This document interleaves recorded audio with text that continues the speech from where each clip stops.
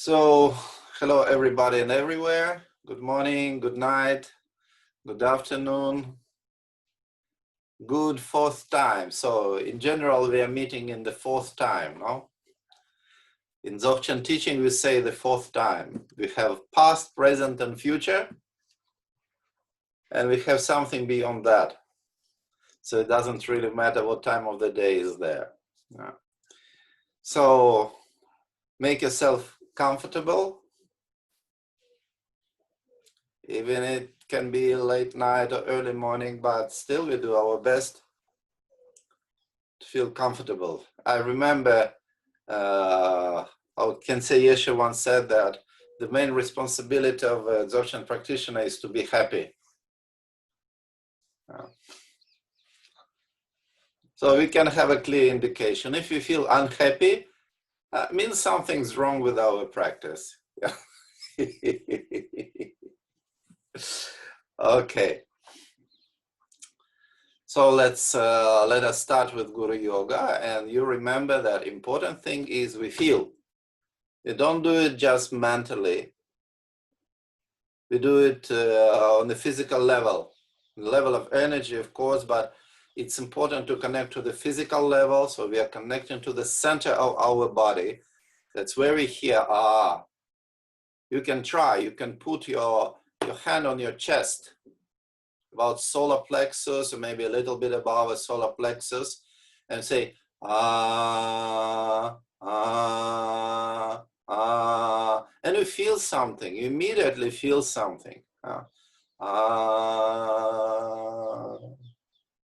So the sound is penetrating everywhere.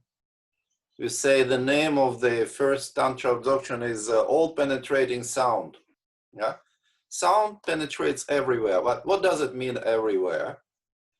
It's not like it's reaching in a physical way. I tell a joke. Okay, let's have a good start. I know many of you are coming just for jokes in these sad times. It's a very Soviet joke, not even Russian joke, but a Soviet joke.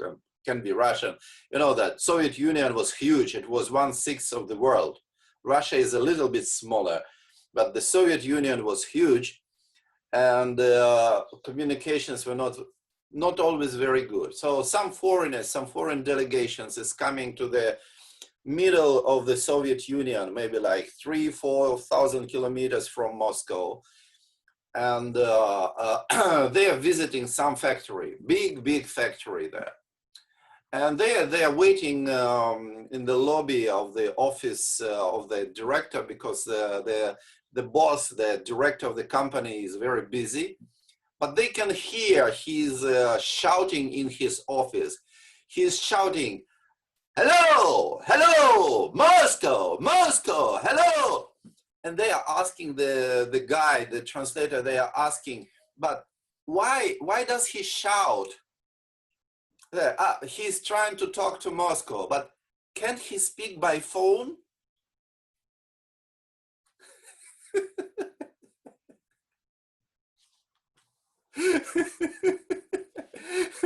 So I don't know, maybe it's also relevant for some other countries. I don't know. Sometimes maybe in Israel it's easier to shout than to call.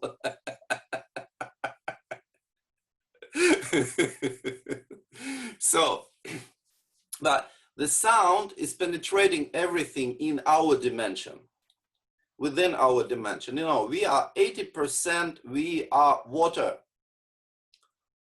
and the rest is some shit, you know. So water conducts sound very well. Yeah, shit also, but not that well, you know.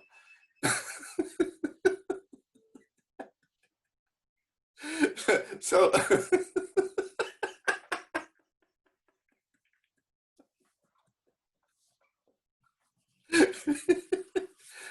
so this morning is nice. Yeah, happy already. Sometimes if you feel, you know, you feel sad, you just say, shit, ha, and then you become happy. So the water conducts sound And we have receptors all over our body. So we can detect somehow, we can feel that sound. So in our condition, sounds penetrates everywhere, literally everywhere in our condition. So we can feel it. So we do Guru Yoga in this way. We feel the vibration, we feel how sound spreads in all our dimension. Because what we see which looks outside is not really outside, it's inside. Yeah? What we see is inside our eye, no? So the sound is reaching there as well. And we make sure that we are not dualistic, that our presence is here, not looking from here to here, but our presence is here in the center. It's like we are looking in the center. Our main control tower is here. Yeah, our bunker. Yeah. So we are like Stalin or Hitler is sitting there in the center. And here is, I don't know, some Obama is talking and looking, you know, something very temporary. So, but the real stuff is here. And we feel from here, not being dualistic. We manifest in a form of white R in the center of our bodies. And we sound. This R is not a figure, it's a sound. And this sound is reaching everywhere. And this everywhere is us. Yeah. Okay.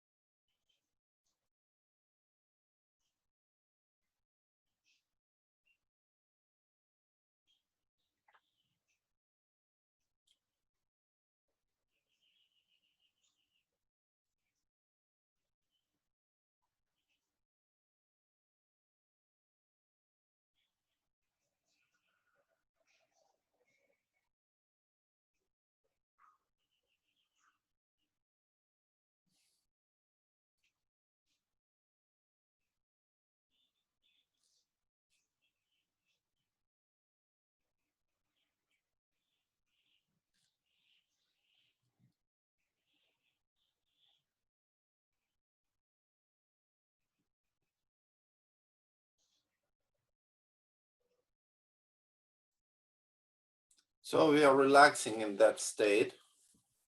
Relaxing does not mean we cannot move. So very often people have this idea of relaxation that you're relaxing like a dead body, not moving at all, and trying to control. Oh, if I'm moving, I'm not relaxed. No, we can be moving. We can move, still being relaxed. Yeah. That's not a problem. It doesn't mean that not a single muscle in our body is tense. No, it's not possible. Our heart needs to work all the time, you know? When we say we relax, it doesn't mean that our heart stops beating. It still does. Yeah. Well, at least for those who didn't vote for Biden, I don't know, still beats. Yeah.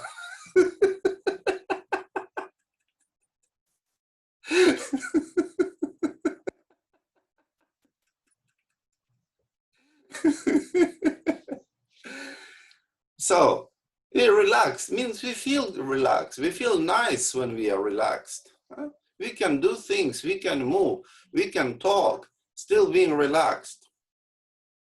And the good indicator that we are really relaxed is our breathing. So if our breathing is smooth, you know, it's smooth, it's even, it's comfortable, this is an indicator that we are relaxed. You know? Because if our breathing is interrupted, it means we are not really relaxed. We are not really comfortable. So for this reason, we can work a little bit with our breathing. You know?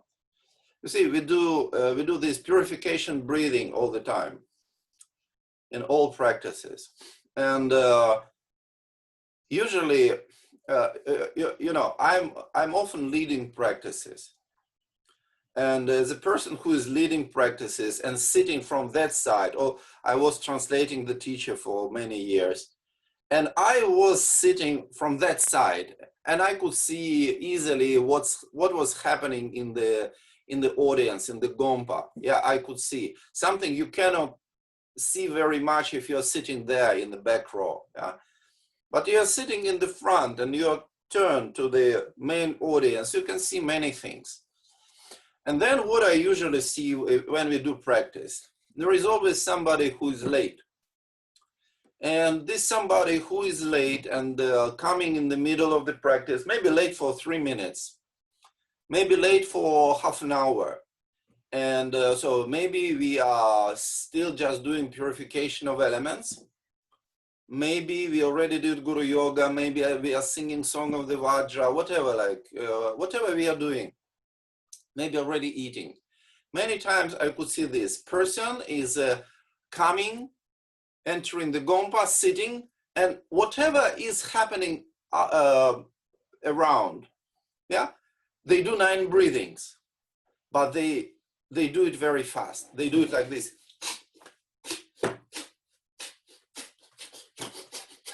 Something, I am a little bit exaggerating, but just a little bit. So maybe you could see this kind of show. And when I see this, it reminds me always what I read in Konrad Lorenz. You know, Konrad Lorenz was a great scholar who was studying the behavior of animals, and we think it's about animals, but we are the same. You can study the behavior of humans when you read books by Konrad Lorenz. Yeah, when you read ethology, you know, behavior of animals, then you can understand that Padmasambhava should be banned in America. Padmasambhava was right when he was saying that most humans are in real sense animal world. This is what we have it from Guru Padmasambhava. I'm sorry, but so it's not politically correct. You can read it in the book. It's one of the termas, actually. It's not oral words of by Guru Padmasambhava, but you can read it in that Ranjun Yeshe published few books with termas of Guru Padmasambhava. And in one of those, I don't remember exactly where, but he's saying this. Very interesting. He said most humans in real sense belong to animal realm, animal loka, yeah, not human, yeah. So and we can understand it. So this reminds me of an episode that Konrad Lorenz was explaining the behavior of chicken. Yeah. So they had a chicken in their house, and they had stairs, and the chicken would go in the house. I don't know why people would keep chicken in their house, but people can keep, sometimes they keep wives there, you know, in their houses, yeah. So chicken, husbands, yeah. Husbands or other wild animals, you know. So the chicken would go upstairs by the stair, and there was always the same route at the same part of stairs of the ladder. Yeah, it was jumping from one step to another. Yeah, always there. And then one time they noticed that something scared, frightened the chicken.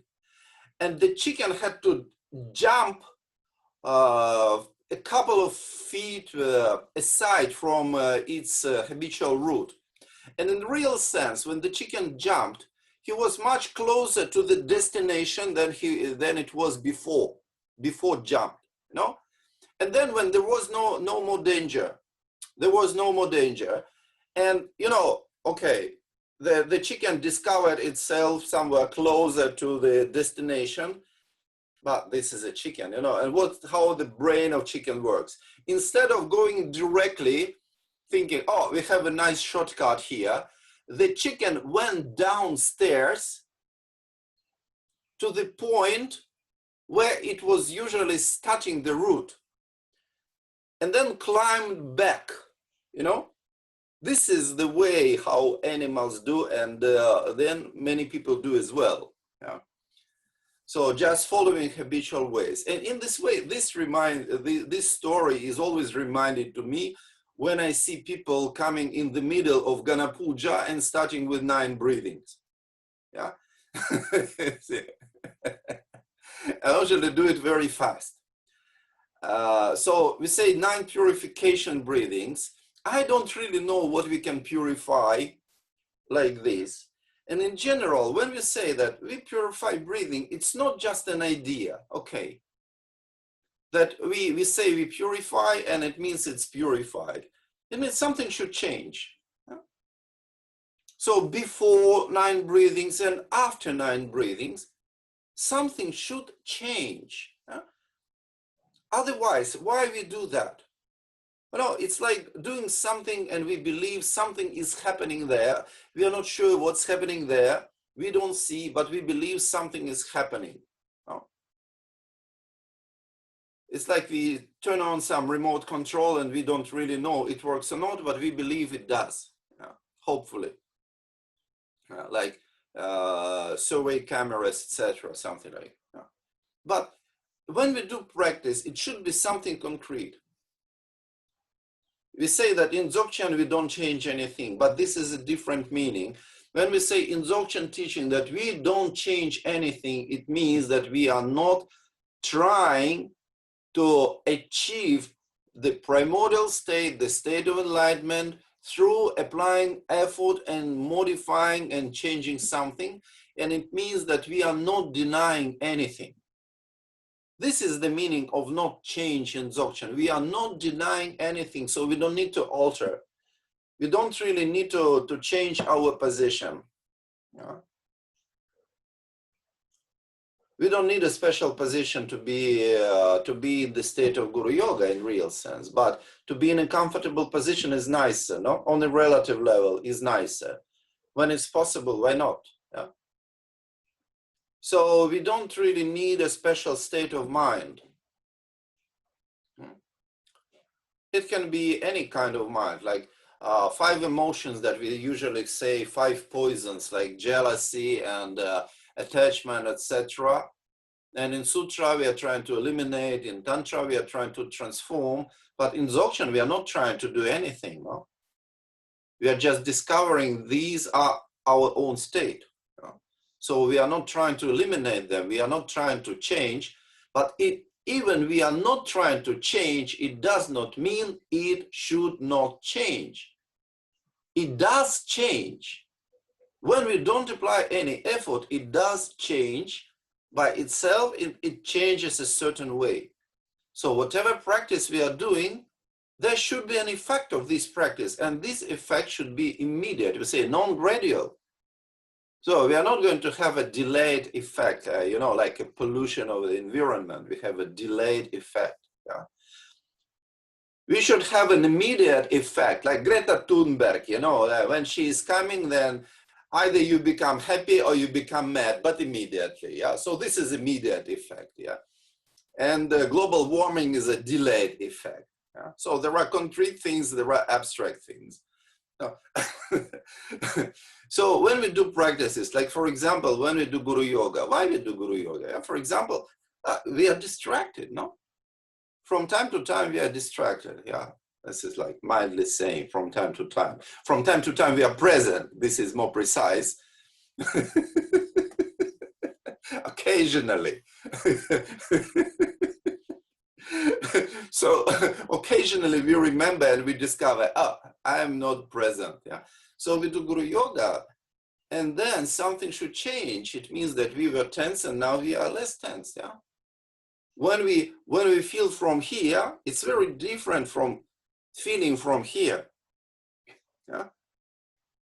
Being dualistic and being non-dual is very, very different. Like we have this famous Kuntusan poem on Lam, yeah? The aspiration of Samantabhadra.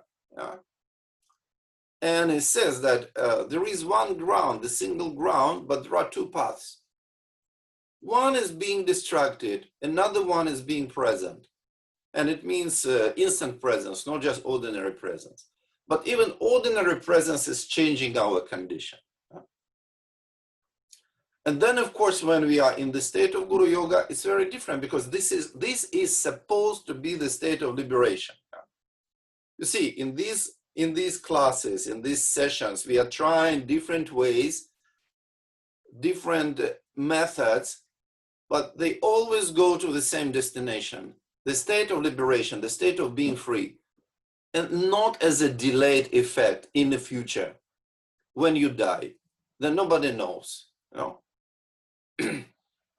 And too late to change something. But this should be immediate, because when we are introduced to the state of Dzogchen, we are introduced to the state of liberation. Whether we say self-liberation or half self-liberation, you know, it doesn't really matter, but this is the state of liberation. It means that we feel free. We feel free. So our practices should have an immediate result. Like practices like purifying elements or purifying breathing, it should have an immediate result. We do something, so something should change. Yeah? And we need to observe and to notice what is changing. Yeah? Okay, so let's work with breathing a little bit.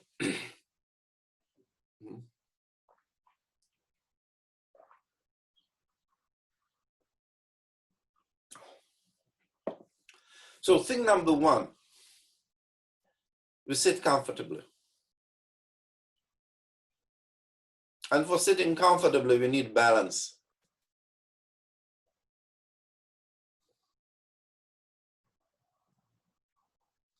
And we need to have control over our body, but control doesn't mean we are freezing. The control means that we know what's happening in all our body, everywhere. So it means that our presence is spread everywhere, in all our body, and it makes our body invigorated. Relaxed, but invigorated. So we have some vigor, some life in our body. It's not a corpse, no? Neither a zombie. Yeah.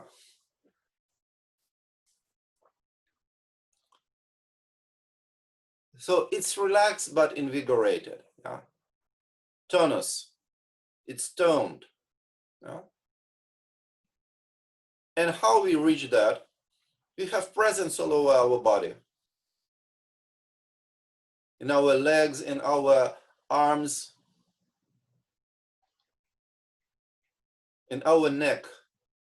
Neck is particularly important because we have so many tensions in our neck.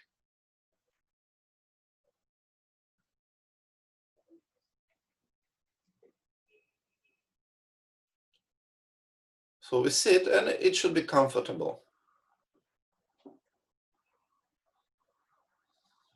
And then we observe our breathing. And our breathing should be smooth. And first of all, it means that when our breathing changes the direction, it doesn't happen with a jump. It doesn't interrupt. So when we stop, our inhalation expired. And when it goes to exhale, our body is going to exhale. So it's like a swing, it's like a pendulum. You know, you see, when the pendulum is changing the direction, it's not beating, you know, it doesn't jump because the movement expires by the end, and then there is a moment of suspension, and then it goes back, increasing the speed and reaching the maximum, and then the movement expires again, and then gently, after a moment of suspension, after a moment of being suspended, then it goes back. So our breathing should be like this, yeah, because our breathing is an oscillatory system. Yeah? So it should be like a pendulum, like a swing, being suspended in the ends on two poles, on two opposite sides, reaching the maximum speed in the middle, you know, like sinusoid. Yeah? In Tibetan, we say barley seed, yeah, but Tibetans didn't know trigonometry. Yeah? So barley seed is, you know, the shape of barley seed is like this, no? This is the shape of a barley seed. No? So it's a sinusoid because it's a kind of a rotation or oscillation. So we check if our breathing is smooth and there are no jumps, no gaps. Maybe it's fast, maybe it's slow, but it must be smooth, like a pendulum. No, 3D pendulum, like a 3D spheric membrane. Our body is like a spheric membrane. You see, like a spring also expands and contracts the same way. The movement expires closer to the end, then smoothly it returns after the moment of being suspended. It returns, then the spring is contracted, and again, without any jump, but smoothly, the direction changes. So our breathing system is like this. It's like a 3D spring, 3D membrane, like this. And it's changing smoothly, because when we inhale, that's a moment of suspension. And when we exhale, there is a moment of suspension. And then the system works smoothly, changing the direction. So we observe this way, if it's happening or not.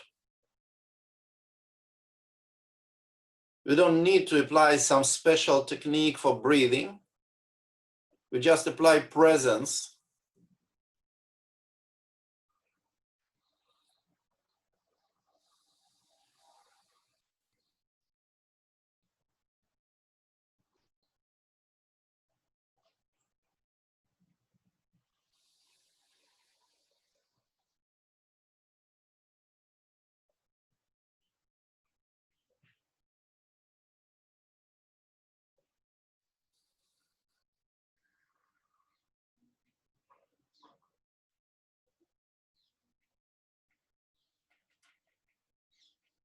And we can enjoy those moments of suspension.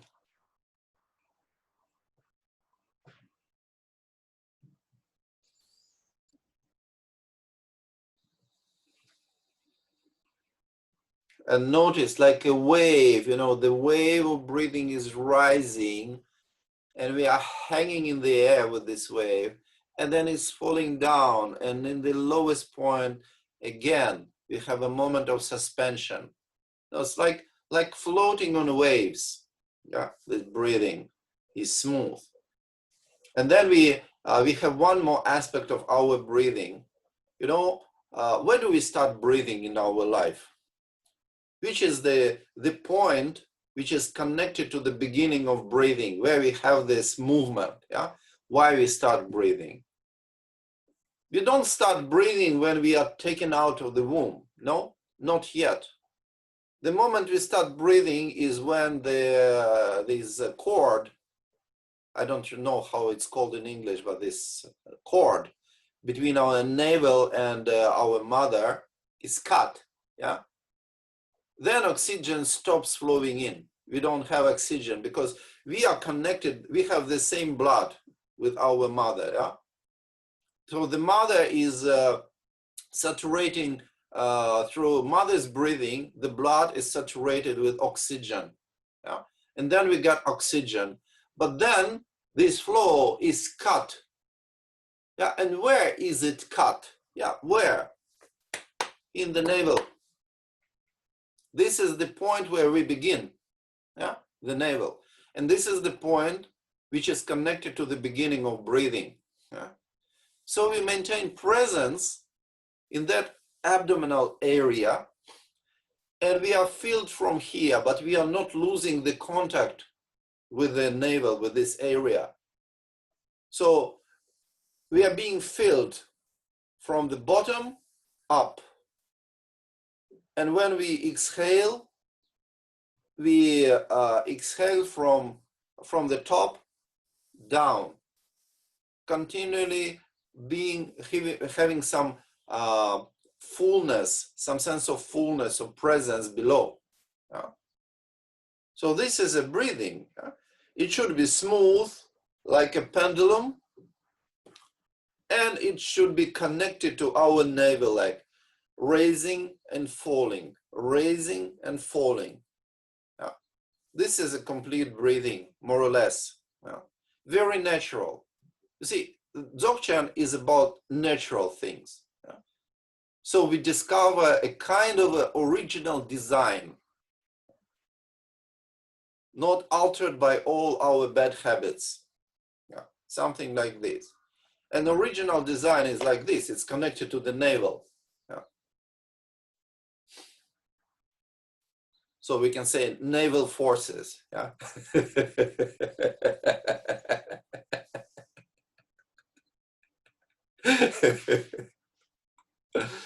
So this is the general pattern of our breathing.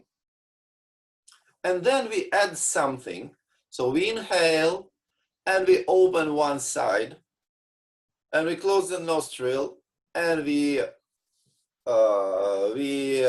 exhale from the other side. And then we change. Everybody knows how we do breathing. So this is the general pattern and we add something. And then also we do 3 breathings just going down with exhaling with 2 nostrils.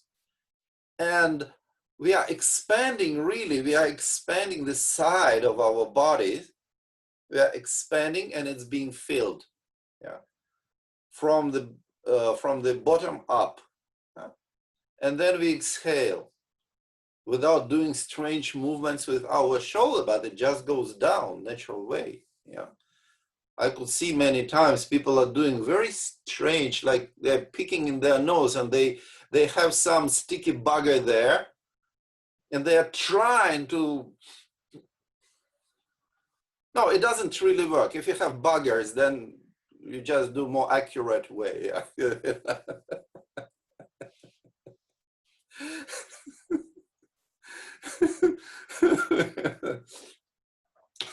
So,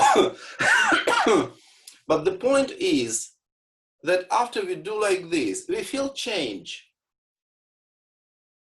because we ventilate our lungs. And there are parts of our lungs that remote parts, like Alaska, yeah, which are not ventilated well. Yeah, or for Britain, maybe some faraway colonies, you know, that still remain crypto colonies. You know. So, which are not ventilated well. And we do something with our body to help the ventilation. And we squeeze like this, or like this, or we are going down and we press, not with diaphragm, but we press with our belly. And we make this stale air go out. See? And this should have an immediate effect. You know, maybe for the last 10 hours, you probably didn't do breathing exercises or something like this. If you did, then of course it will not have much effect. But if you didn't do breathing exercises, then definitely you have some stale air there. And it's like cleaning one's nose or taking a shit, you know, something like this. It's toxic air there. Can you imagine that, for example, we eat something, yeah, but sometimes we have a kind of a small sac in our intestines, yeah, you know, this kind of diverticulum or something like this, yeah, we have, and the shit is held there, yeah.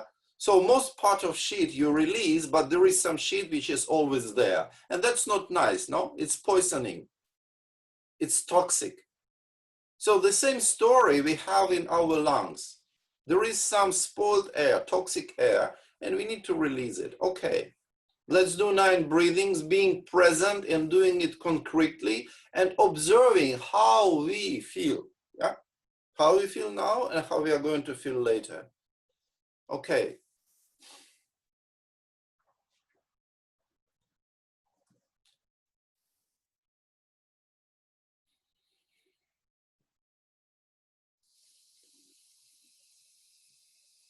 And we exhale through one nostril. Then we inhale, opening from the other side. And we exhale through the other nostril. From the top to the bottom, we exhale. And then we inhale.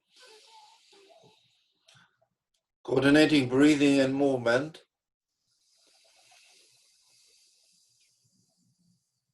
And exhale from the other side. And again, we inhale.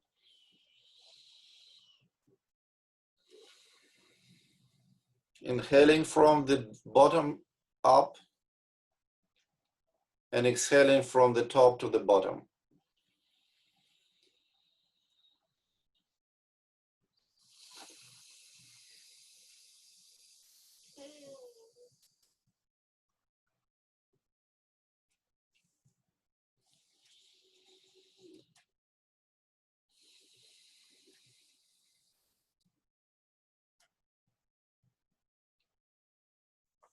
And then 3 exhalations.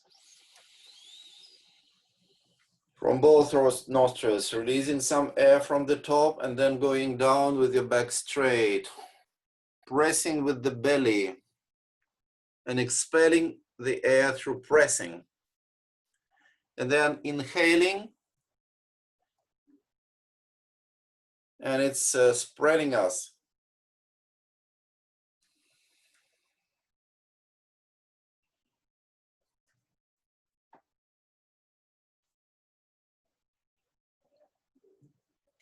Coordinating movement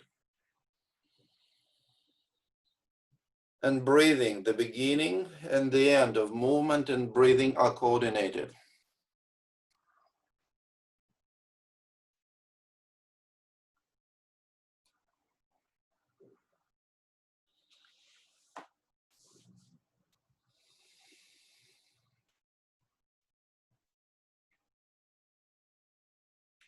And then relax and observe.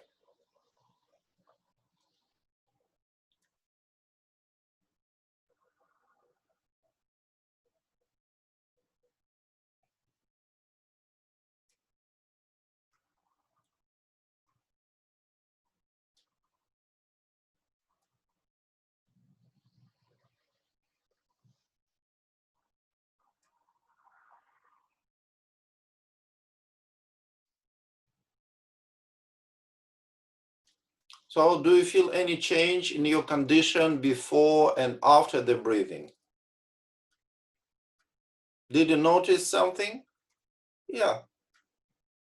Something very concrete. We increase the level of oxygen, no?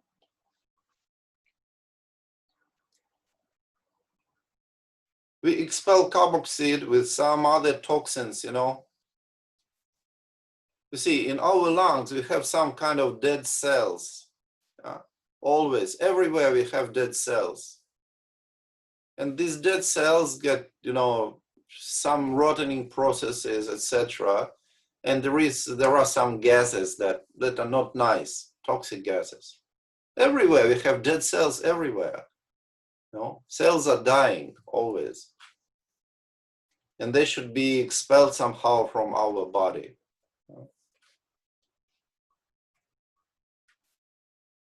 If you don't know the technique of 9 breathings, then I'm sure you can find on YouTube, you can find some clips where it is explained in any language. Yeah, definitely in English there should be something with Fabio or somebody else explaining 9 breathings. This is a technique, and there are principles why we are doing that. You see, it's different. So whatever practice we do, there is some immediate effect. It's not like we do for future. What kind of future? Huh? We don't know if there will be future, really. But the effect is immediate. This is the beauty of Dzogchen teaching. See?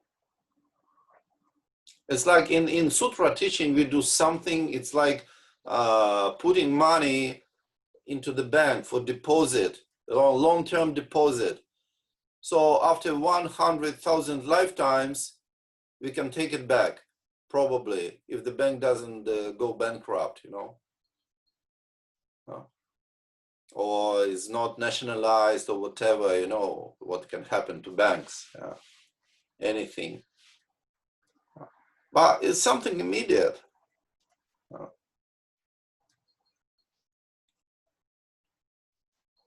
So we observe. But when we do Guru Yoga, it's something immediate. When we do 9 breathing, it's something immediate. So maybe next time we do purification of elements, which is also not just an idea. Okay, you know, like a black box. Here is a black box. I have dirty elements. I'm not very much sure, pretty much sure why they are dirty, but I've been told they were dirty. Okay, and here is a black box of practice. Now I put my elements into this black box, so this Vajra laundry, yeah. And I do this ahalai mahalai with something, I'm moving my hands, I'm saying abracadabra, yeah, and then I take it out, my elements, and they are clean. I cannot really see why they are clean, you know? I cannot see the difference because I don't see elements. It's like, you know, king's new dress, yeah? But I believe it's something. So this is what's happening to most people, what's happening with practices. They believe what they do, these ahalai mahalai, should have some effect, but they don't feel this effect, yeah? But there is an effect. There is an effect, and we will do this. And I just explain in a very simple way. What does it mean, the purification of elements, and what does it mean that our elements are not pure? That's very simple. That's a tantric practice. Our elements are not pure. It means that we are in a dualistic vision. As simple as that. It means that we feel different aspects of our condition, body and mind and energy. We feel separated. We feel like an object. Yeah? Oh, this is my hand, it's not pure. Yeah? So something like this. And then we do purification of elements. We apply visualization, which means we go beyond dualistic vision. We relax our dualistic grasping when we do this expanding different kinds of colors and absorbing different kind of colors. No? So we release our dualistic grasping. This means purifying elements. And then we feel more free when we release this grasping. This is the principle of Vajrayana. When we do this, sending air and absorbing, expanding and absorbing, not the air, but the light. Yeah. Yeah. Okay, so today we are going to work a little bit with our sensations. And first we do it with in more like Sutra style. We apply our mind, our judgment, our intellect, our analytical faculty. We apply to our sensations. Right? Do you have sensations? Yeah, I'm sure you do. I'm sure you do. I don't see any German here. Oh. You know, when I was in Berlin, in Germany, and I was giving retreat to Dzogchen community, they were so dead serious. Incredibly, they were so fucking dead serious. You know, very serious. You know, it's yeah. That I was trolling them from morning till the evening, and I would say, for example, what was it allowed or not allowed? Like, for example, I'm talking about movies, like some vision. Yeah? And I say, like, for example, we go to the movie, and then I ask them, is it allowed to go to movie in Germany? And they're still serious. You know, immigrants are laughing, but Germans are very serious. Then I discovered that people were offended, and they were saying, why is he saying like this? The Nazism is 70 years over, you know? Like a free country. They believe they're a free country, yeah.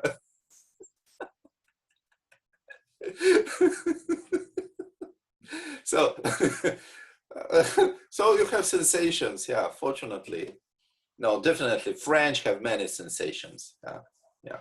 Israelis have many sensations, yeah. Chinese have many sensations, yeah. Italians, they have incredibly many sensations, yeah. Germans, I don't know, really. We should find some, if there is someone, I don't know, maybe some is hiding. Oh, I see Hungarians, I see Australians, I see British, I see Russians, yeah. Oh, there is somebody from Germany, so maybe we can ask. Oh, okay, later. Yeah.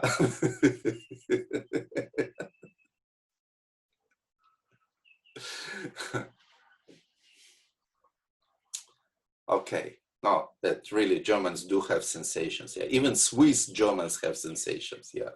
You wouldn't expect, but they do.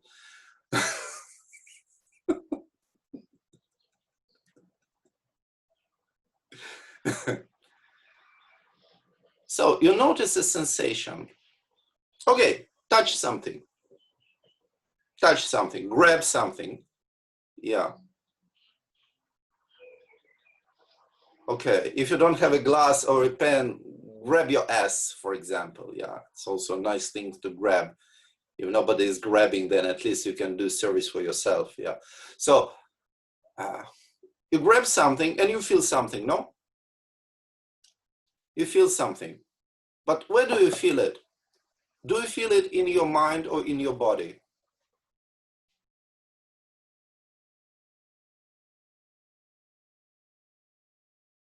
That's a question, no? Try to see whether you feel it in your mind or in your body.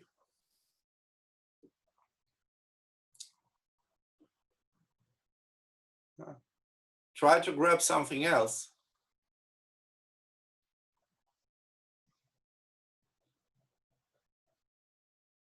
For example, you see pleasantness or unpleasantness, yeah? And this pleasantness, do you feel it in your mind or in your body?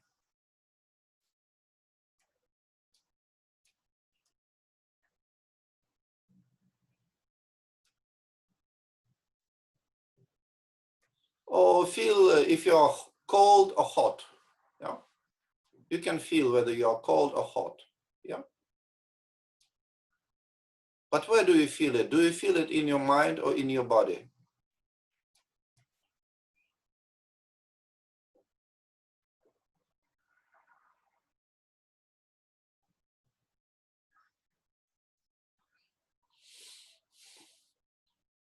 Check the sensation of pressing on your bottom.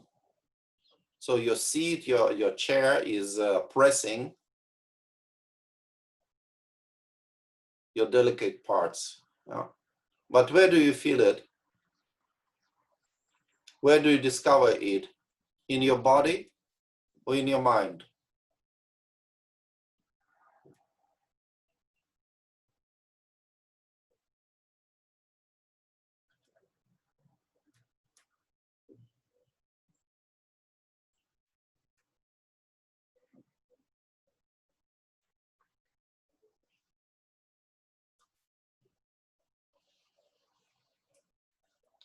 Maybe you feel pain or you feel pleasure.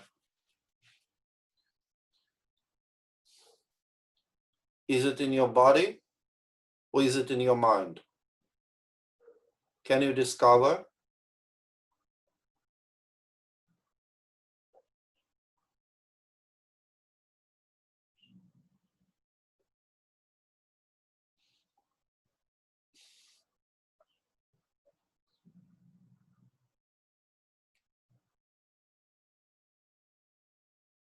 Yeah, mind and body are quite different, no?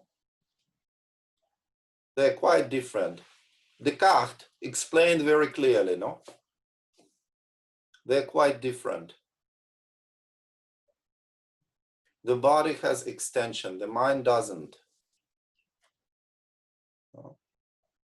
Body is something concrete, the mind is not.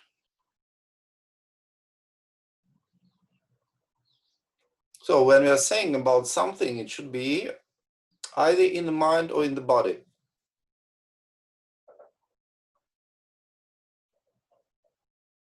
So we check if it's in the body or in the mind.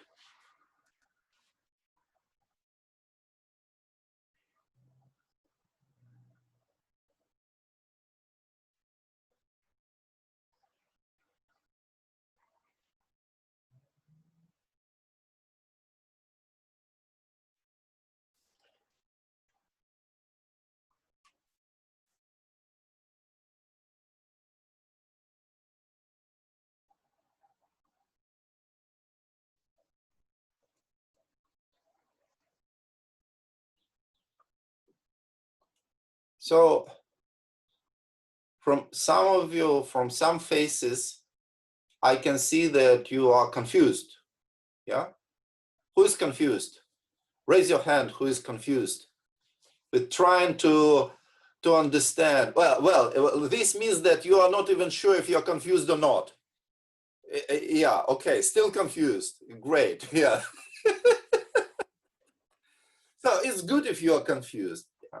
It's very good if you feel confused, because you see, it's a very simple question, no? Very simple, very natural question, but we never asked ourselves. And then we are confused because the answer, well, the thing should be so evident, but it's not. So on close investigation, it's very confusing. And that's great, because when we experience the confusion is a state of mind, no? Is a state of mind that we say the confusion is the cause of samsara, the cause of all suffering, etc. So we directly experience the state of confusion. And we remain in it. So once again, we are trying to check with different kinds of sensations, yeah, pleasant and unpleasant and neutral sensations, like related to our senses. Okay, look at something nice. Yeah, I know you are already looking at something nice. Yeah, but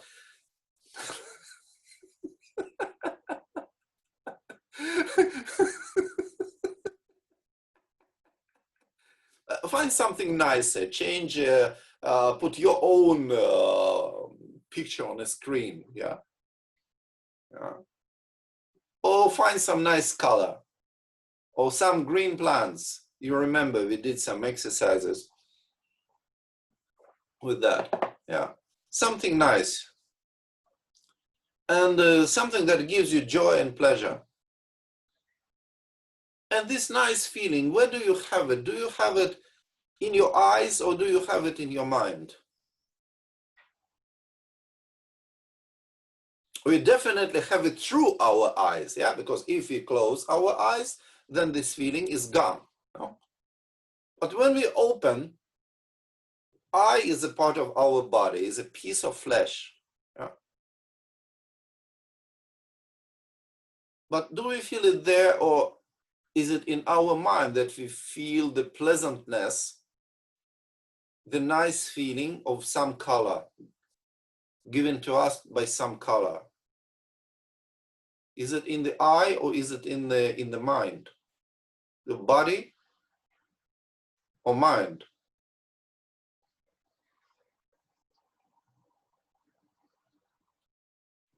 Or you can hear some sounds, maybe pleasant sounds, maybe unpleasant sounds. So you discover whether the sounds you're hearing are pleasant or unpleasant.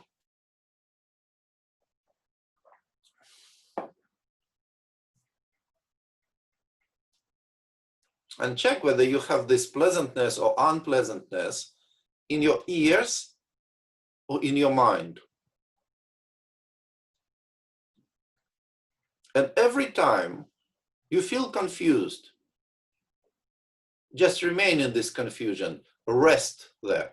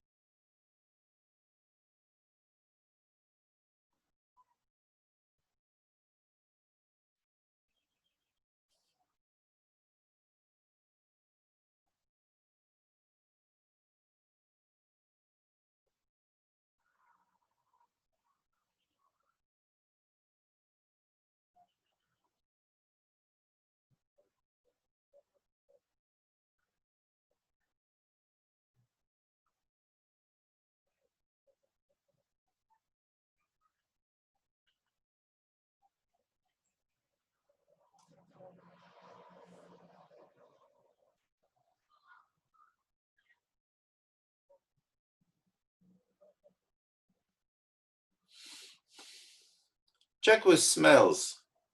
If you hear some smell, you know, now some people are complaining they don't smell things anymore. And I can give you an example of the simplest PCR test you can ever have. Yeah, like this.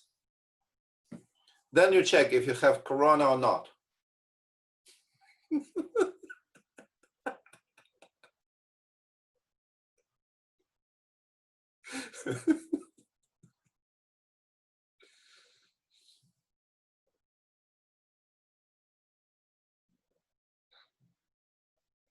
You know how men check if their socks need laundry or not? You probably know. I don't know. At least Russian men do like this. Yeah. Yeah. We take our socks. If PCR test shows negative, then we can still wear them.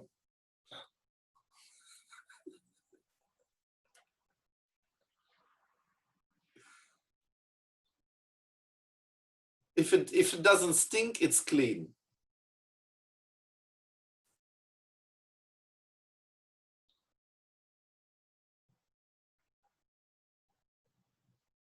Even if it stings, but it doesn't, you throw it to the ceiling. If it doesn't stick to the ceiling, it's still clean.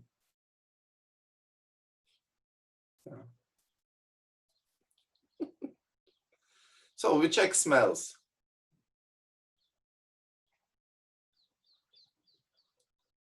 Are the smells in our noses? This feeling of pleasant smell or unpleasant smell. Is it in our nose? Or is it our mind that experiences pleasantness or unpleasantness? We are not just talking about smell as a sensory stimulus, but we are talking mainly about pleasantness or unpleasantness or neutrality of the smell, of the taste, of the touch, etc.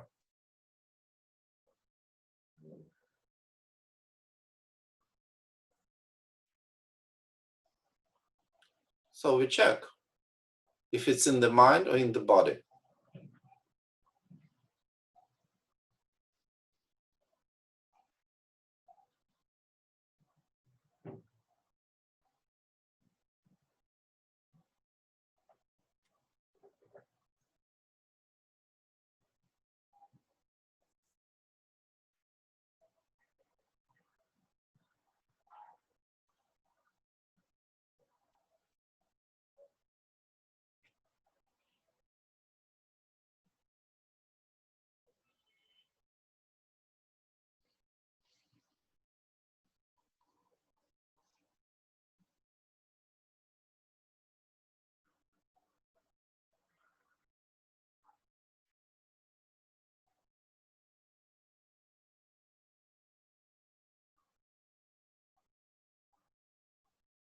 And when you discover confusion, just rest in it.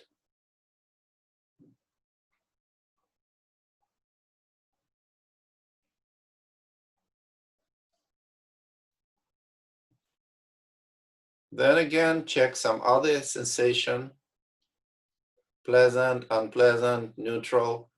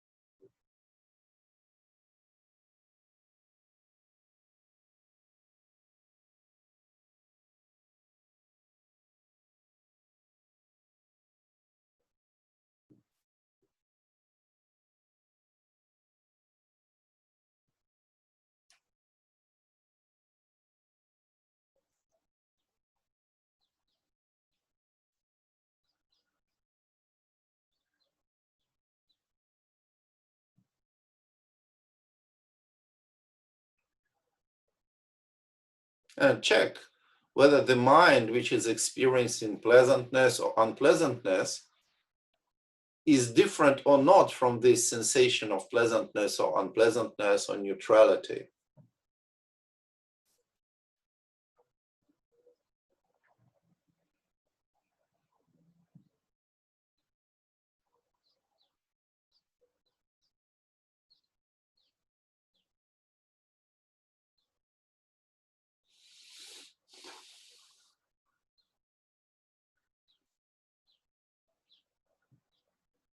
And when you discover you are confused, just remain in this state of confusion.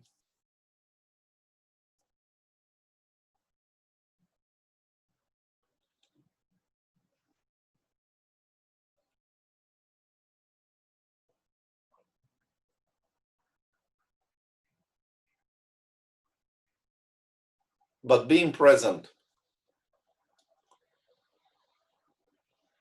And that's within the state of being present, in the state of confusion, not knowing what's happening, grab something. Grab something in this state.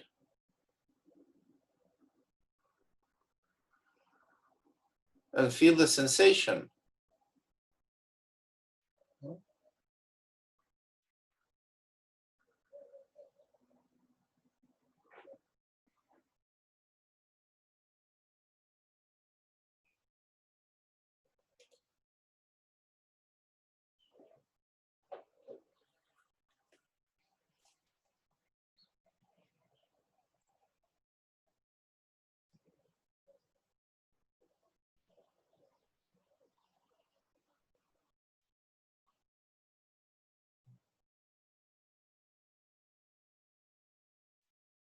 Then maybe you look around and look at something, maybe look through your window.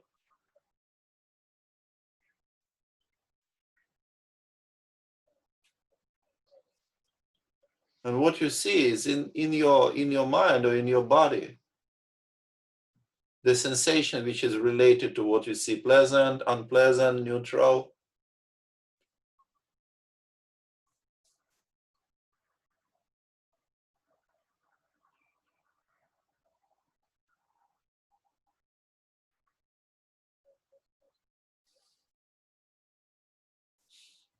Okay. Do you feel something like being in a dream?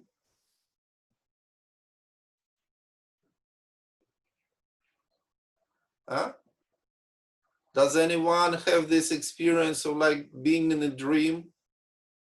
A kind of surreality of what is happening?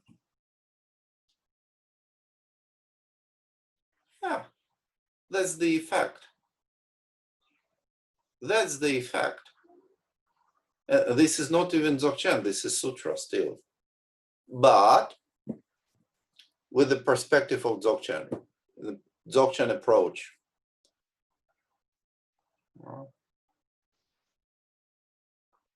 So we can feel that it's like in a dream, everything.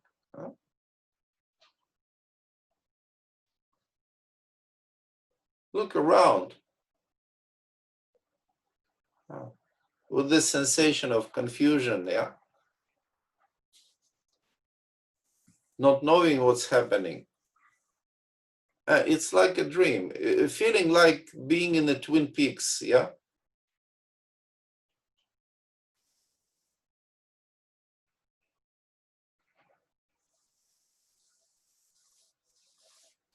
Yeah, okay, good. Does anyone want to share the experience? Yeah, please.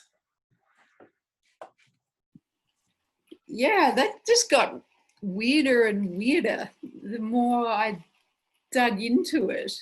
Yeah. I started feeling quite clear, and then the more immersion, I was like, I don't know where I am and what these things are, and I couldn't tell where my mind was and my body was and where the sensations were. Yeah, just don't tell it to your psychotherapist because they will put you on medication.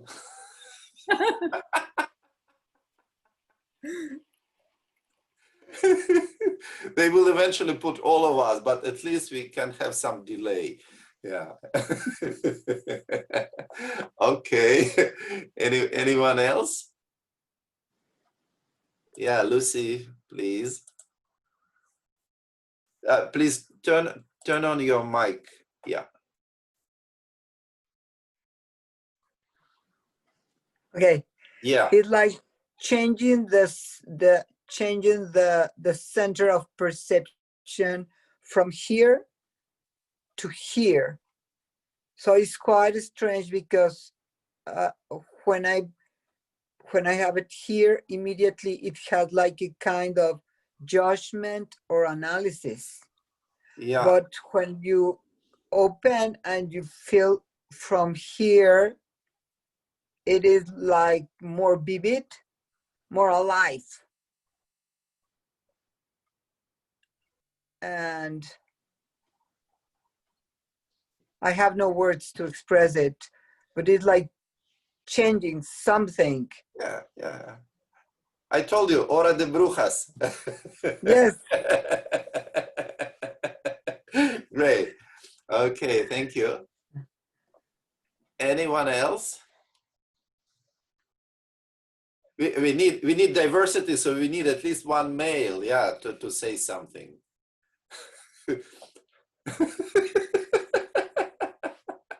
A persecuted minority of men, please stand up. Feel proud. Don't feel discriminated.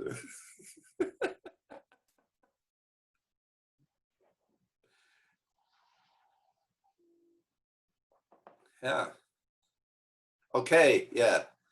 Saint-André, of course. Yes, can you hear me? Yeah, sure. Like a voice from heaven, yeah. Notice that depending on what you expected, I had different experiences. Like when you said, do you feel everything is a dream? Then I felt everything was a dream. And when you said, do you feel confused? My mind would have the perspective of the exercise. Yeah. And so that was interesting because my first impression was when you said, "Are you in your body, or are you in your mind?" And then I sort of differentiated both experiences and judged I was in my body. But then when I saw that wasn't what you were asking, so that was it. That's all I wanted to say. Yeah, good, good. So you can notice how your mind is moving in judgments and changing perceptions according to some influence, etc. Yeah, Mm. yeah, great. Great. Okay, thank you. Okay, anyone else?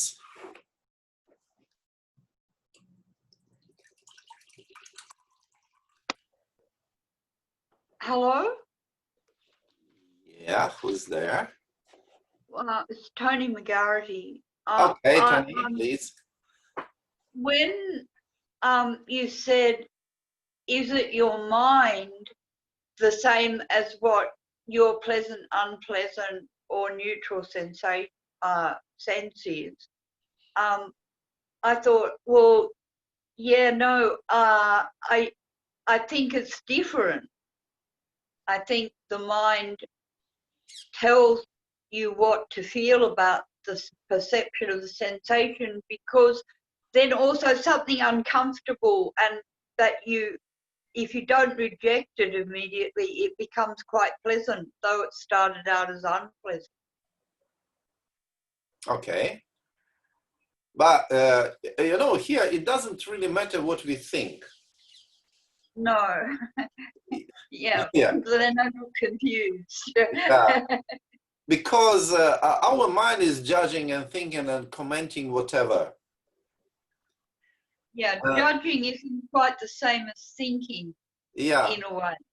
Yeah. Yeah. So we just discover, and our mind is saying, "Oh, it's in the body. Okay, let's check." Let's don't believe, you know, you wouldn't believe media when they are saying you something, yeah? So we check, we proof check. Then we discover they are lying, yeah? Or at least we cannot prove. So our mind is saying it's in the body. Okay, let's check if it's there. And we cannot find really it's in the body. Okay, let's check. Our mind say it's in me. I'm the boss. It's in me, in mind. Okay, let's check in mind. And we're checking in mind, and still we cannot find a proof it's there. No. The sensation is there somewhere. We have a sensation. It's very clear whether it's pleasant or unpleasant. It's very clear. And we're trying to see if it's in the mind, but we cannot find. That's the point. And our mind can give many, many explanations, but we are not listening to what it's saying. Well, this is the point. We go beyond mind here. And we go to the state of knowing without knowing. Because our ordinary knowing is labeling things. And then we know. Because we remember how we label things. What we call knowing means we remember the labeling. But here the labeling does not work. Even our mind is trying to label it. Okay, mind doesn't work. Okay, let's try something else. Body. That doesn't work. Where the sensation can be. Australia. No. No. Fridge. No. Kremlin. No. Asshole. No. Yeah.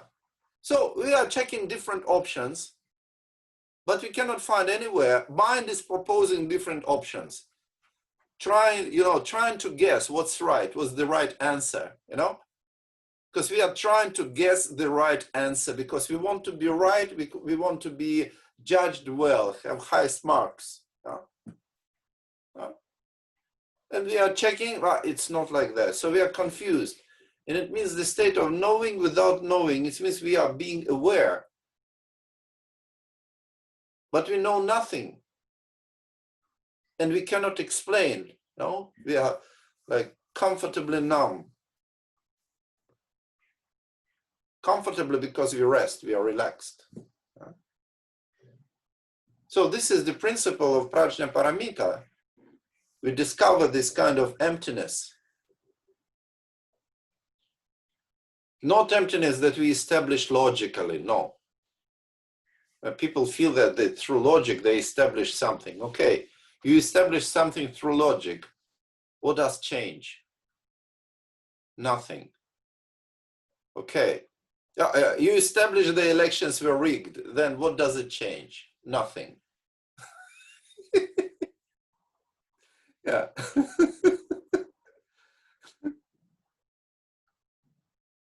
But in this way, we experience the change. Our condition is changing.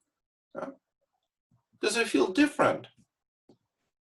Feeling like being in reality and feeling like being in a dream are quite different, no? What is different? Grasping is different.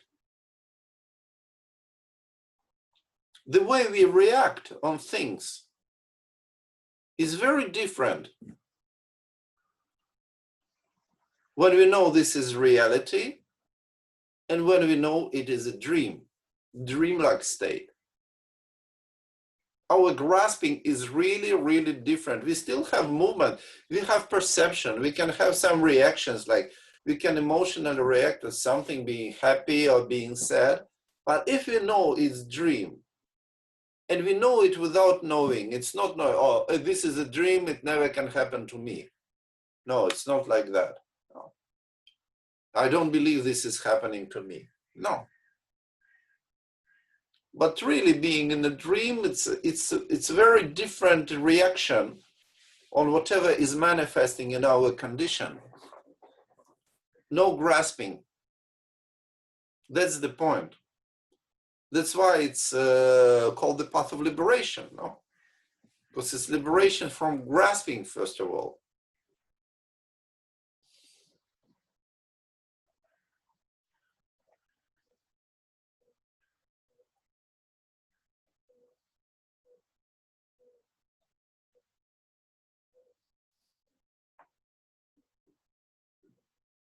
So this is how we get this experience of irreality.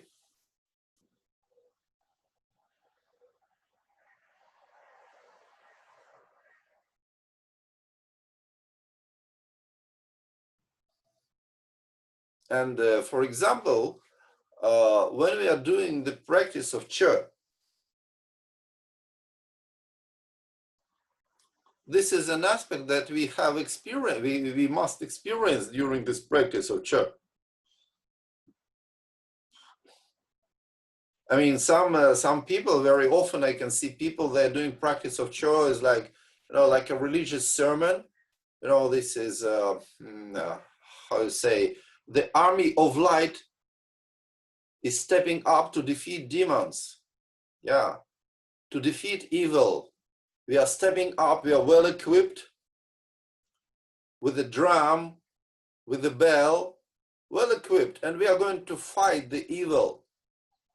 And for 30 minutes, we are fighting evil, imagining our self-sacrifice, etc. And then we feel, oh, we did something good, yeah? But do we feel illusory after this practice of Che? Do we feel non-existent? No, maybe it's later when we defeat evil, yeah. Then we feel illusory. Later, with one session, we cannot defeat evil. We just did our best. You know, we stepped up, we showed we are strong.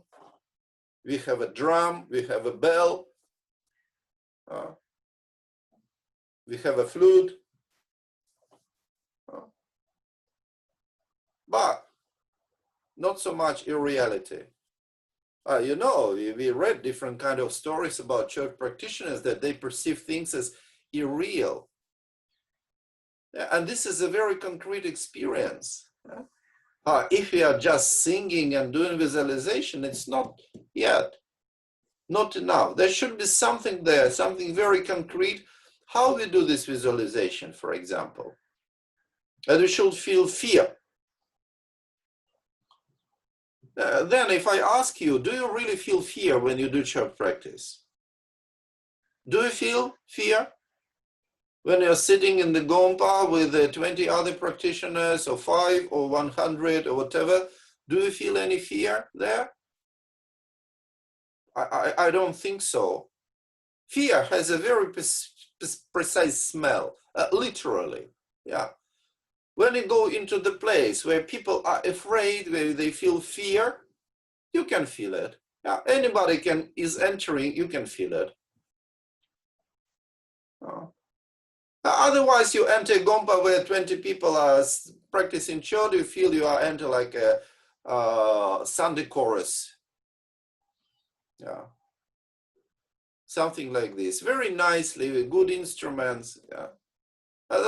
Not like this. I remember Yeshe was telling a story how Rinpoche was performing Chod practice in Norway. I've never been to Norway, but I was in regions of Russia which are close to Scandinavia, and you can get some specific feeling there. And you know, Norway was probably the only place I ever heard of that Rinpoche had to interrupt, except for the last time in Margarita, in Tenerife, of course, but Rinpoche fell sick during the retreat and had to interrupt it. And it was in 80s. It was not when he was very old, but when he was young. Because it has very strong energy. And Yeshe told me that they were doing the practice of Chö. So it was about maybe early 80s, I think. Because people were asking and something like this. And okay, he said, okay, let's do the practice. And they were doing it some open space with the trees, etc. And then when they were doing that, then there was fear, and everyone felt fear.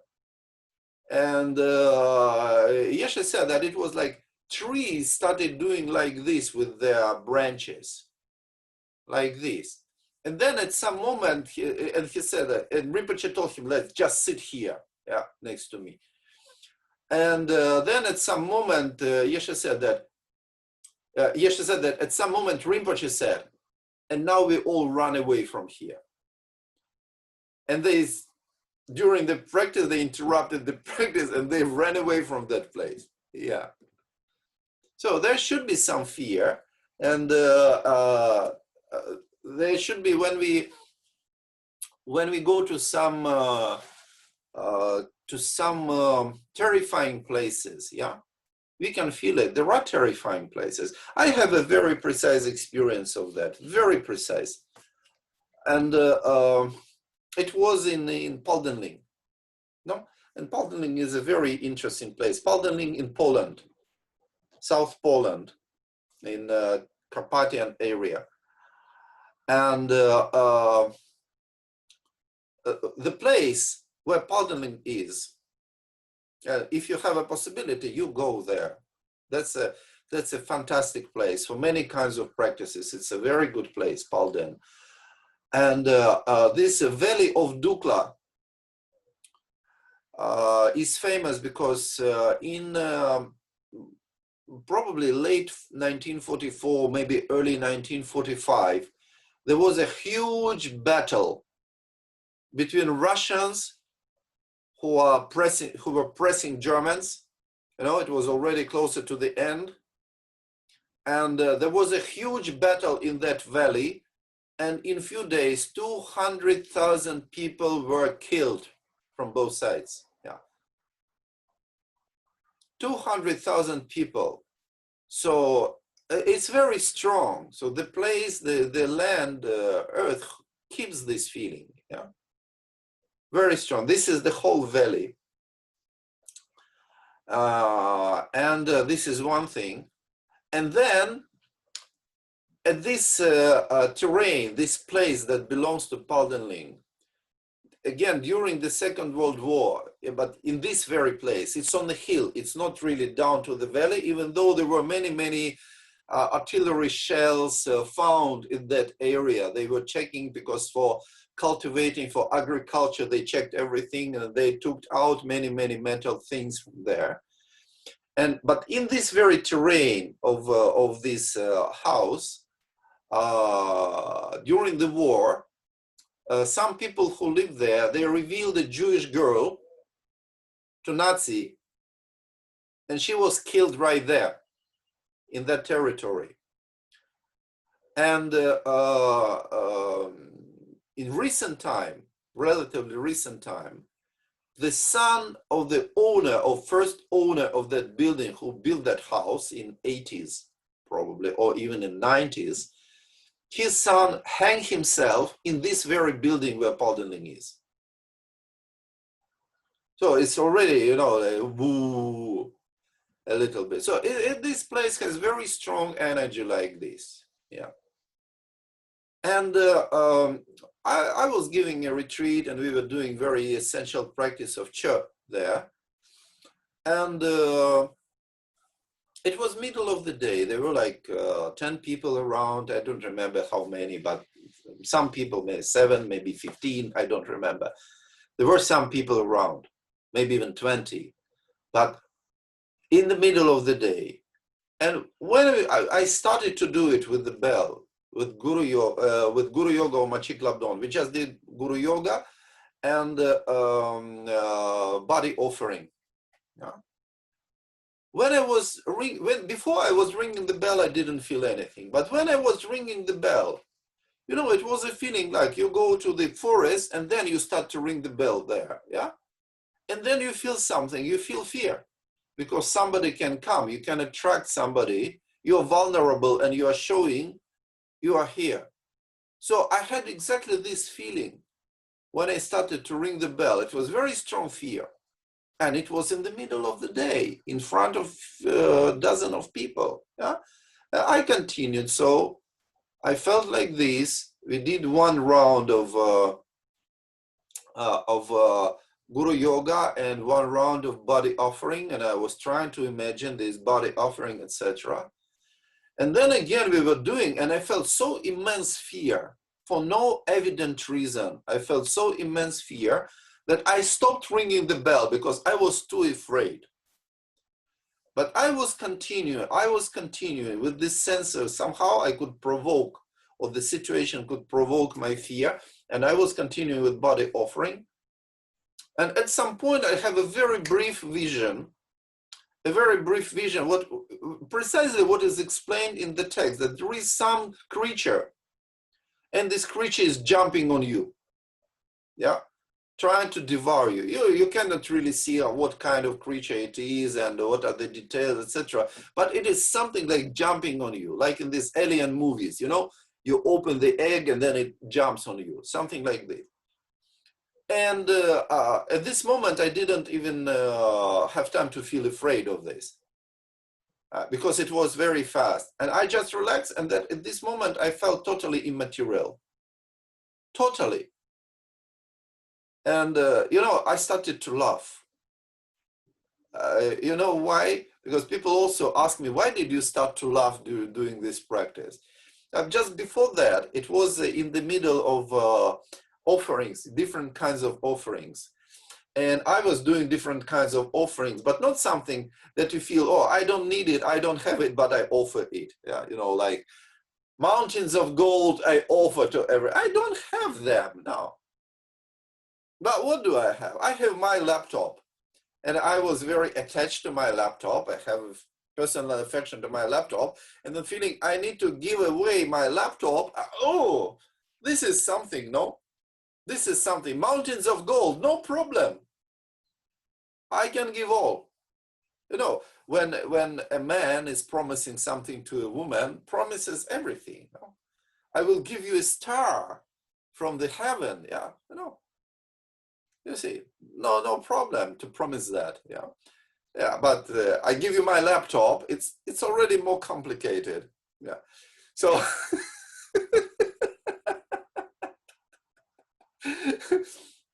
So during this offering, when I was giving some things, I also tried to offer my laptop, yeah, and other things that I value, yeah, that I feel important for myself, This is something. Then you imagine you're doing this offering, then, and then you need to say pet to stop hesitating, no?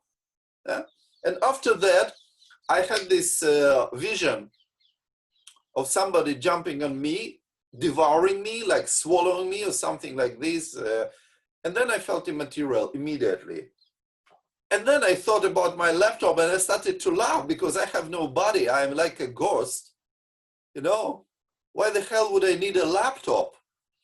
I don't care about laptop or whatever I had when you feel immaterial. And this continued for some time, you know? And that was a very, very strong experience, very precise. And you really feel everything is an illusion. And then, of course, you fall back into samsara, into your dualistic vision. But this is something. And then I understood this is what we are supposed to experience when we are practicing Cha. Not just feeling nice feeling that we are like, how you call it, cosplay, yeah? We are cosplaying practitioners. We have a special costume, we have accessoires,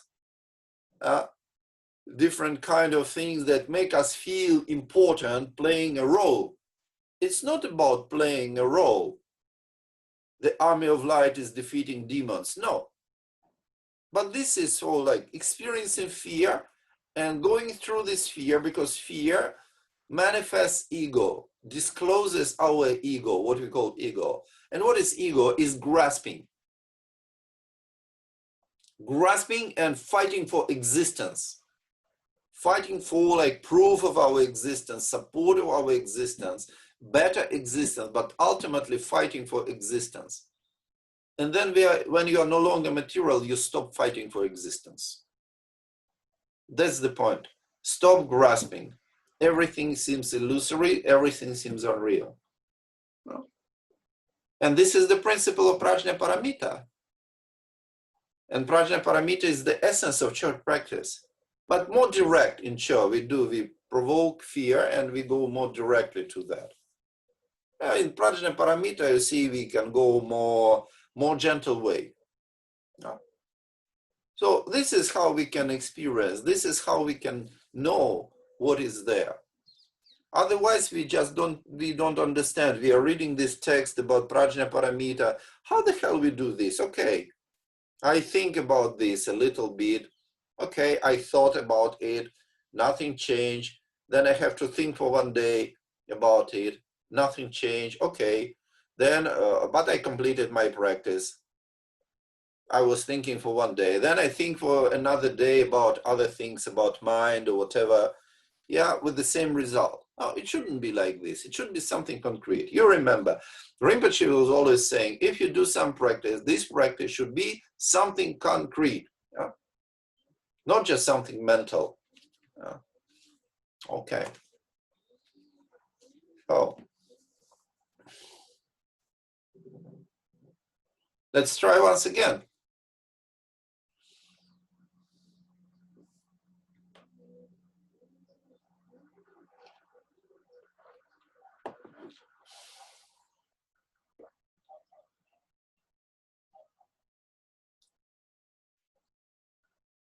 So notice some kind of a sensation related to 5 senses.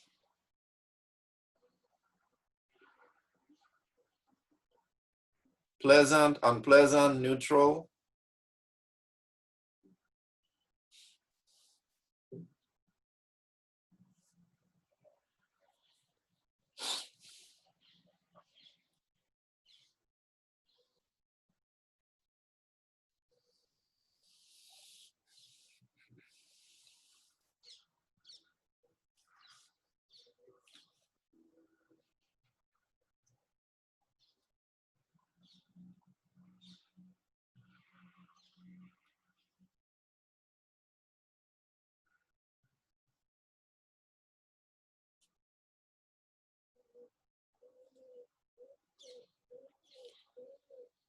And check whether this sensation is in the body or in the mind. And when you feel confused, rest in that feeling, in that state.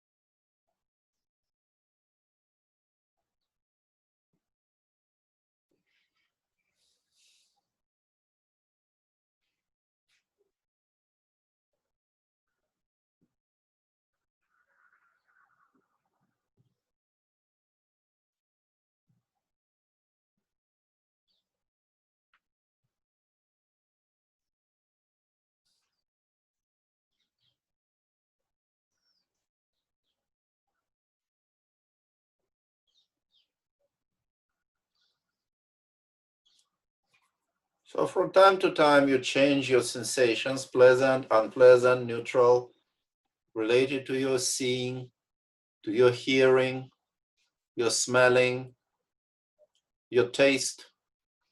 Because you can check your mouth and you can taste many different tastes. You can experience many different tastes in your mouth. You can experience something sweet, you can experience something bitter, you can experience salty. Maybe you never tried, but the taste of your teeth and the taste of your palate and the taste of your lips, you can see it's very different taste. There is taste there.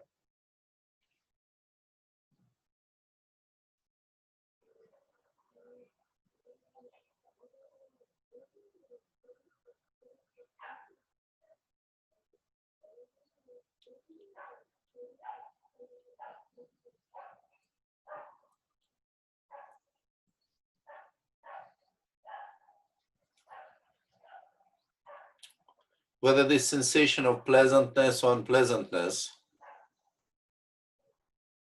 is in the mind or in the body.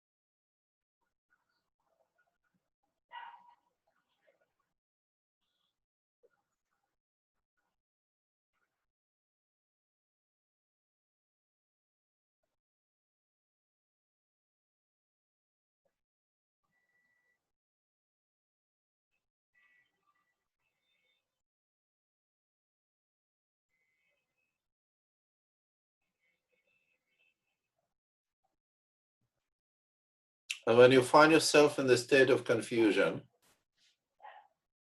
just take a rest in that state.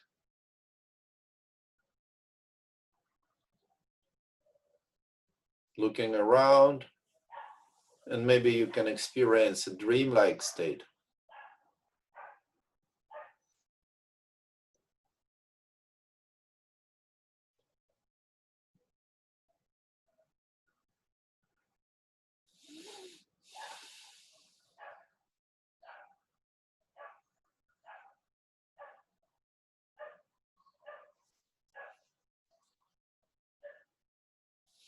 Okay, you can continue being in that state while we are continuing. And did you notice anything happening to your body?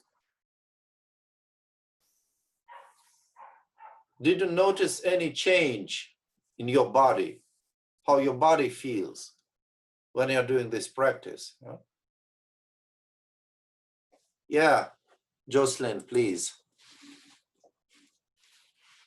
Please turn on, yeah. Okay, so then I feel much more relaxed. And in fact, what is really very important is that you change your way of looking, hearing, and smelling. And this is really something very important to experience. And I would like to experience more this situation, because really we are always so much focused on something that we know already. Yeah. And here we don't know.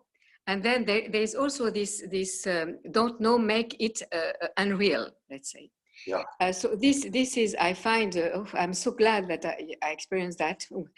And I would like to do it more. Thank you. Yeah, okay, you're welcome. You know, it's available, it's free, and it's legal. You are in Geneva, right? No, I'm in Tenerife. Ah, you're in Tenerife now, yeah?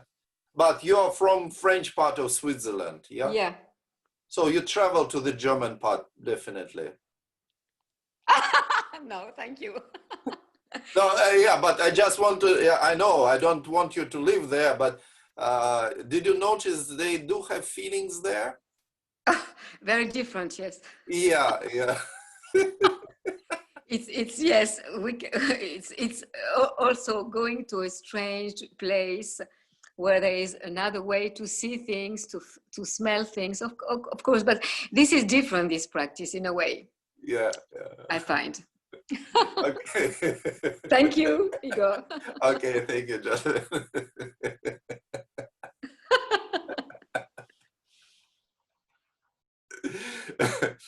Okay, anyone else? Yeah, Mai. Hi. Actually, when I focus on where's my, am I feeling in my body or in my mind? At one point, there's like a feeling that where's my body? Yeah. Where's my mind? And then I get to, where am I? I couldn't find it anywhere, nor in my mind, nor my body. And then there's like kind of a shock, and that's it. Yeah, great. And every time it's very amazing because it takes so little. Yeah. Just the thought of where is it? Yeah. And then you get that kind of like moment that don't know. Yeah. And the more you do it, it comes very fast. Just like feeling something, and suddenly there's nothing else, and the body is like the body becomes unreal. Ah, great. The same quality as the mind. That's it. Thank you. Yeah, great. Thank you very much. Okay. Now we need somebody male now for inclusivity. But Jewish can also work, yeah. Female Jewish can also work for male, no? Marilyn, you wanted to say something? I saw you were trying to say something. Okay. Yeah, it was, it's kind of defocusing. And now it was reminding me the experience we have sometime with the visual, with the eyes, when we are totally defocusing and the binocular vision disappear and we see two pictures. And when we have these two pictures, in fact, there's nothing. Nothing is clear, nothing is, it's obviously defocused. And it was the experience now was really reminding me this kind of experience with the eyes, because it's as if we are generally automatically focused, body and mind together. And with that kind of exercise, we release the grasping we have. And then there's, in fact, there's nothing as if concrete. And it's not that it's not concrete, it is that the habitual concrete is different. Yeah. So there is something that is real, totally real, but not at all from the same point of view that we have generally. Yeah, great, great, great, thank you. Okay, still anyone else from underrepresented minority? Yeah, Danny, please. Okay, I'm confused. Now I'm confused to talk. I must say it's not happening usually because this confusion is really releasing. Yeah. Ask, is it in the body or is it in the mind? And honestly, I don't know what the mind is. My soul said it's the mind. Of course, it's the mind. Yeah. But it's so obvious that it's the thought, and I have no idea who am I and what is the mind at all. And it was very spacey, and it's a very good feeling in the body. Yeah. And you see, you smell. Wow, it's not being locked in your thought all the time. And it was really, really, and the fight of this soul, this image of me, fighting to explain this again and to put it in order. So it's not, yeah, it's like that and like that and like that. So these small moments of confusion and being free from that, really, really, wow. Yeah. Great. Great. That's it. Thank you. Thank you. Okay. Anybody else? Okay, so then we have a break for 8 minutes. We have 8 minutes to something, so at something we start again. And it's enough to go to the toilet. And if you're two, then don't push each other too much for getting first to the toilet. Okay, so see you in 7 minutes. Have to hurry.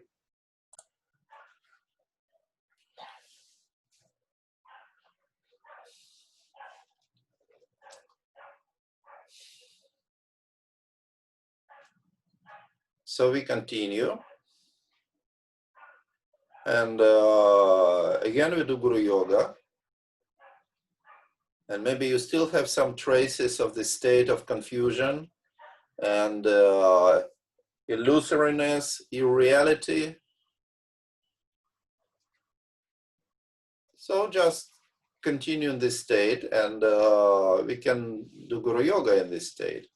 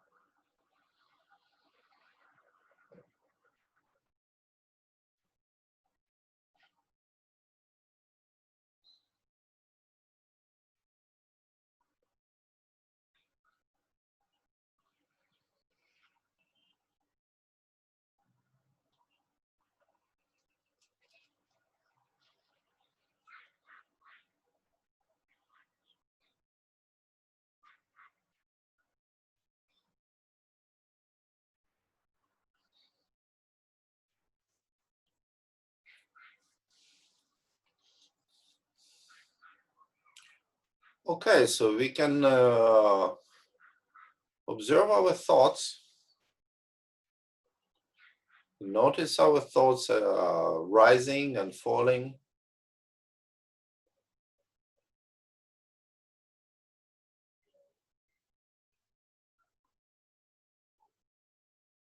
Just noticing the fact that we have thoughts. You don't need to do anything with them.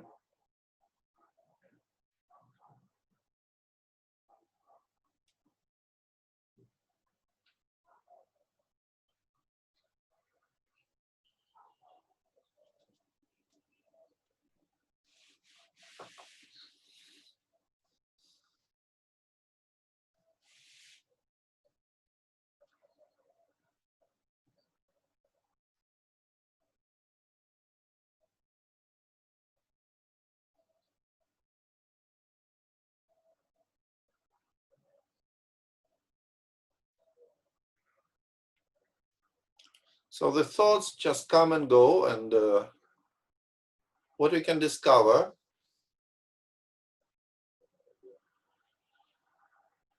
is some kind of distance from thoughts.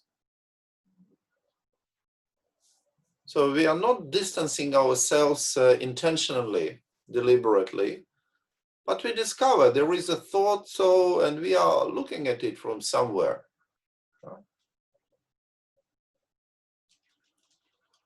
So we can ask a question, where is this thought? Not which direction. When we say where, it is not which direction or which distance. No. But kind of what kind of medium this thought is in. Like, for example, when we say where are birds, yeah? We are not saying southwest or that distance, that direction, etc. Saying the birds are in the air. Yeah, they're flying in the air, the birds. And this is the dimension. This is the meaning of dimension. The dimension of birds is air. And then where is the fish? And the answer is not in the format of, oh, the fish is in Mediterranean or in Atlantic or Caribbean, whatever.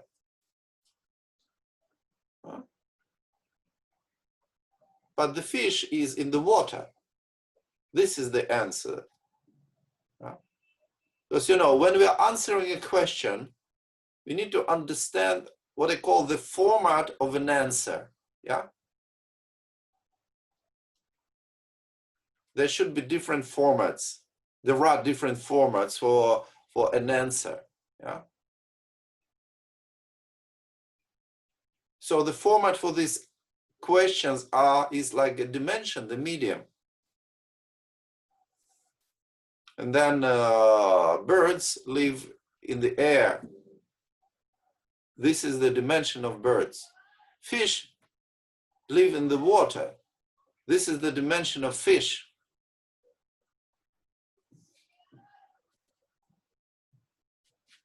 I'm not going to say this now in this audience, but sometimes in some audience I also say worms live in the ground or in shit. But this I don't tell you, no. But just to give another example of a dimension, yeah. But where do thoughts live? What's the dimension of thoughts? You see thoughts? Do you see thoughts?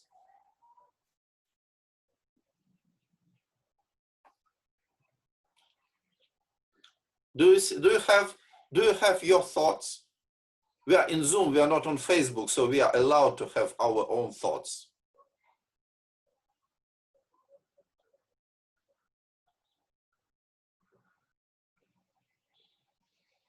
So you notice thoughts, you have thoughts. But what is the dimension of thoughts? How is this dimension of thoughts? Where the thoughts live, where the thoughts manifest.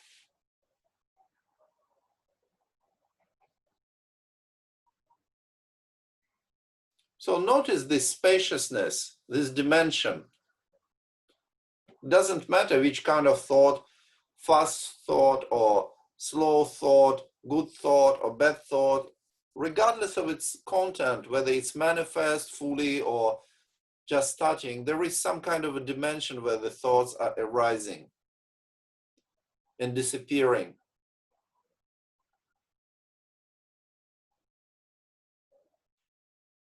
So notice this dimension.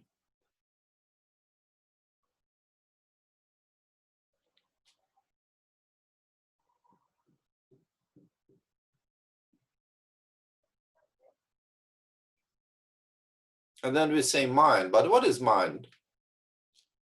Where do we look from at these thoughts?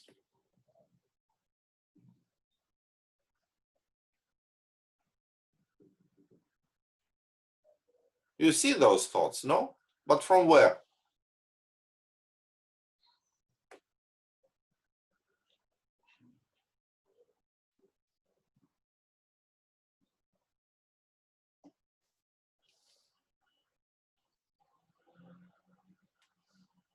So sometimes they say, oh, you can imagine that your mind is dissolving in the space.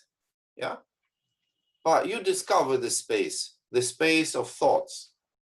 Do you find any mind there?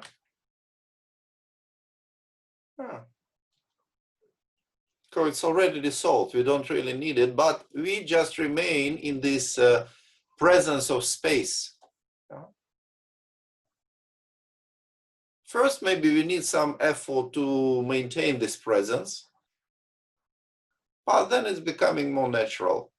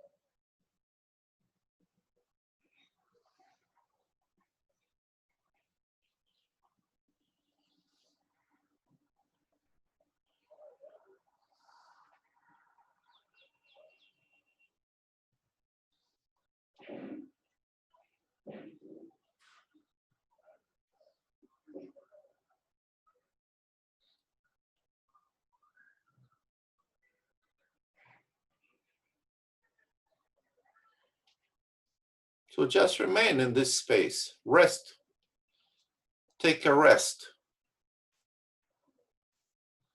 in this space, in this spaciousness. The thoughts are rising and falling, disappearing,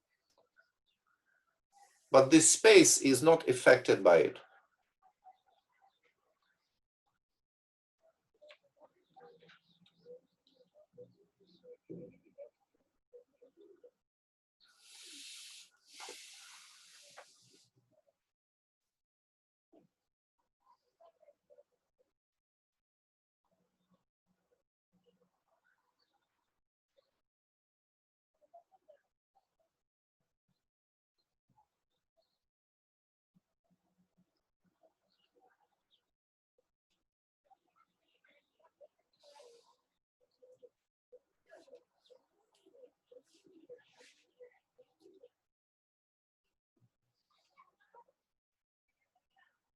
So you can be in any position. You don't need Vairocana position for that. Just being comfortable. You can move and still there is space.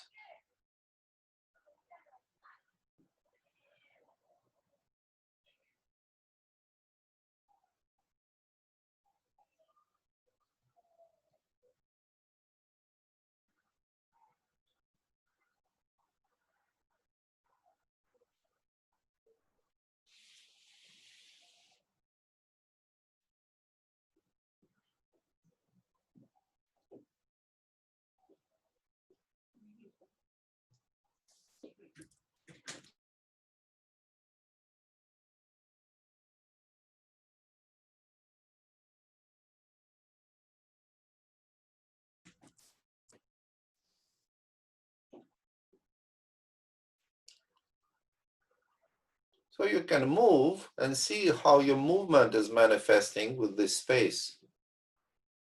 So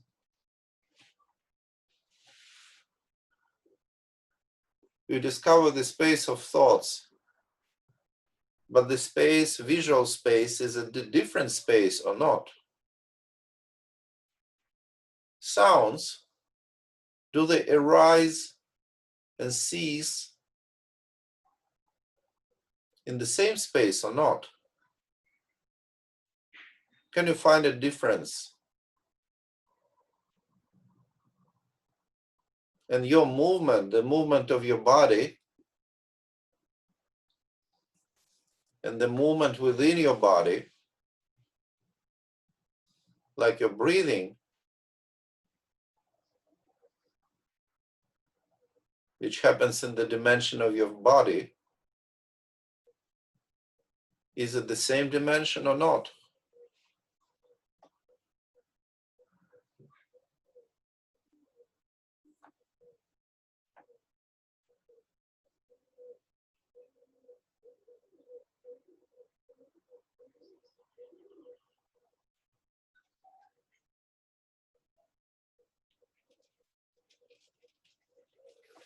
So just being in this space, discovering this space, and this space is like becoming a path.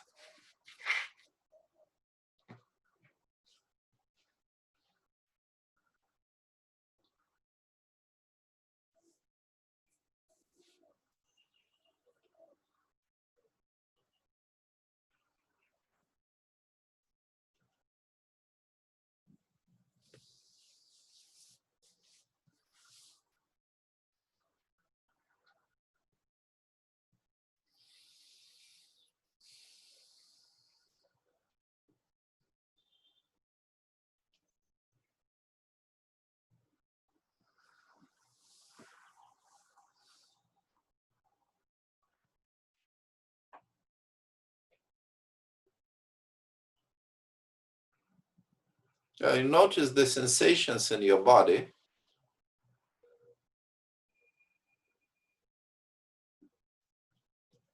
And notice the dimension where they manifest.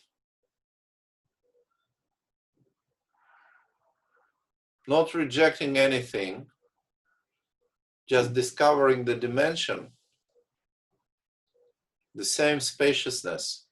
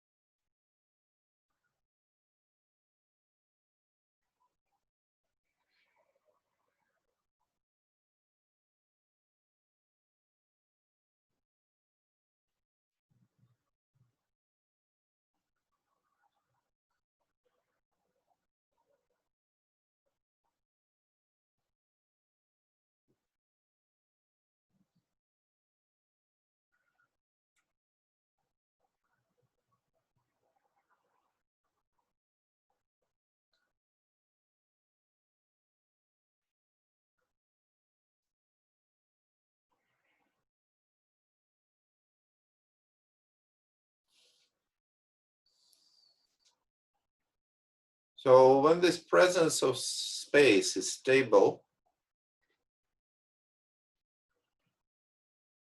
well, maybe you can feel that you're like falling asleep, but then you wake up again.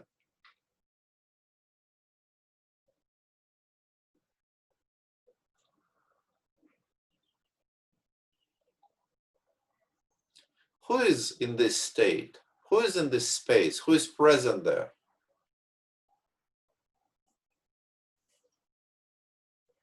So there is no one concrete But we discover there is a presence in this space. Something that makes this space animated.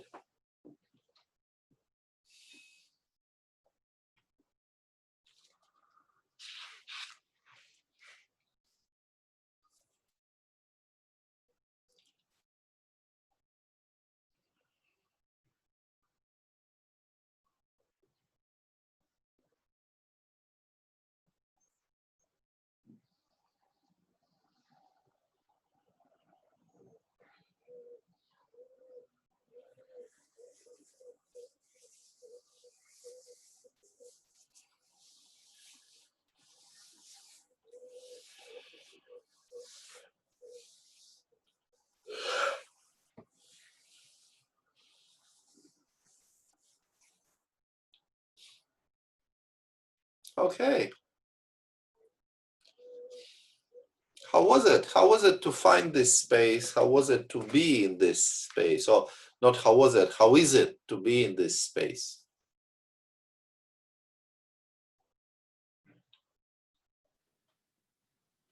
Anyone? Yeah. Lucy? It's Oh, who is speaking? Okay. Francis. Yeah, it's Yeah, Francis. Okay, Francis. Yeah, please. yeah.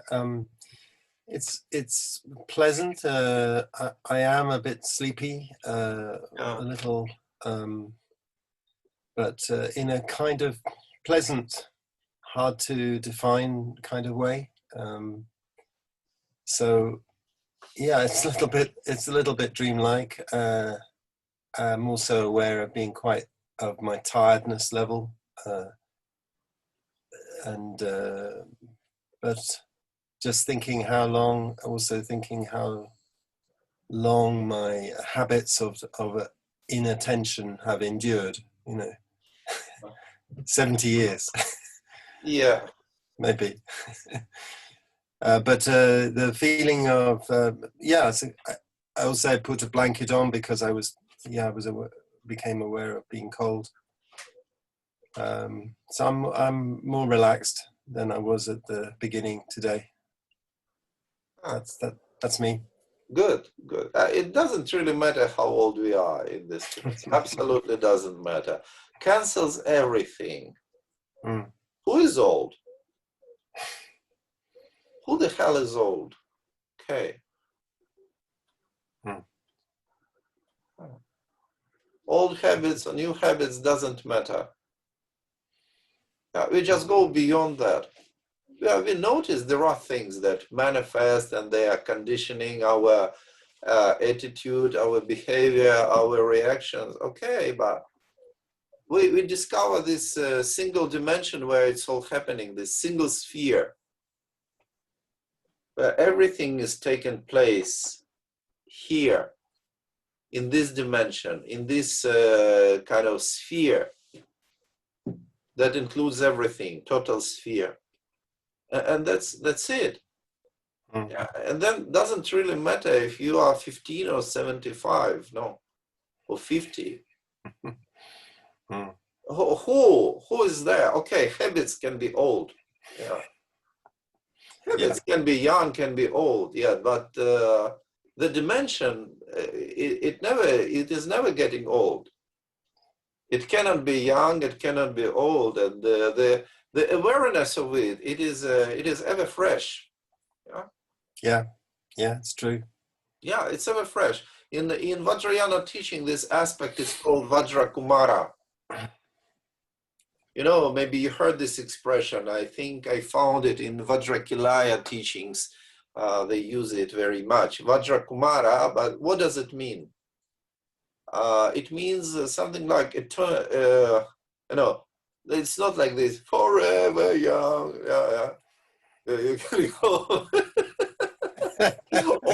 Old exhausted man after heavy drinking, he's singing forever young.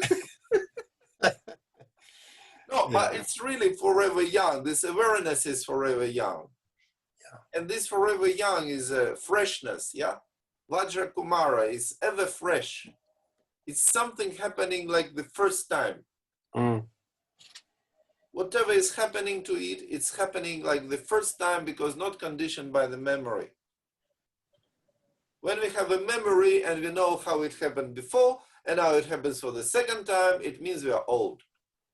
Mm. It means we are one time older. Yeah. But when we have this freshness of this awareness that it's never the same. It's never the same. And then we remain in this freshness, and this is a potentiality of Vajra is manifesting and unfolding, and is always new. This is always new. And this is Vajra Kumara, and this is our real state, our instant presence.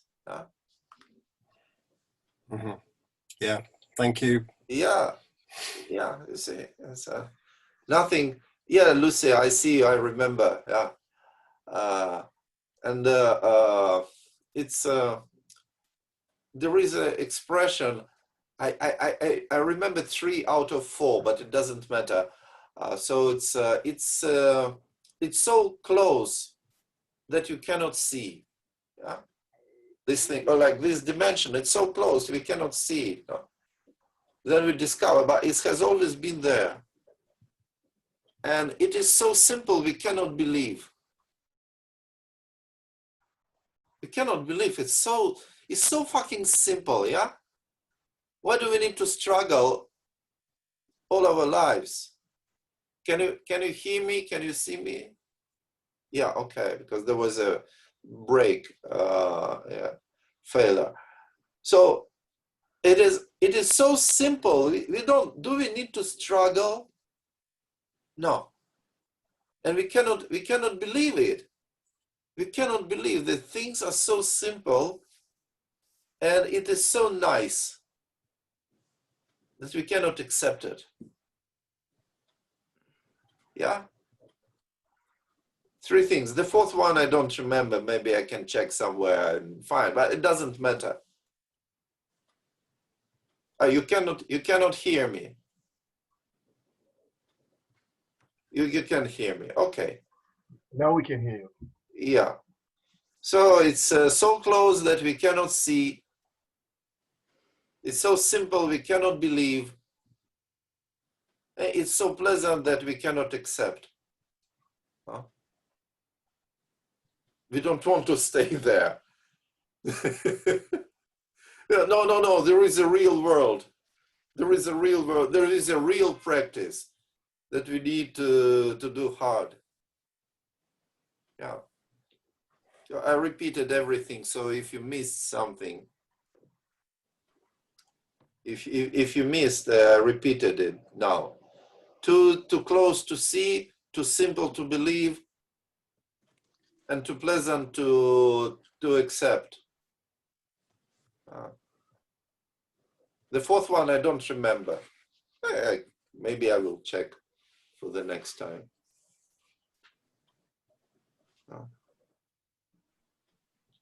Okay, Lucy, please. Okay. When you said the dimension, what is the dimensions of the thoughts? I immediately has that that's a sensation of the thoughts floating and coming and going, and somebody is watching, is the observer of what is happening in this dimension.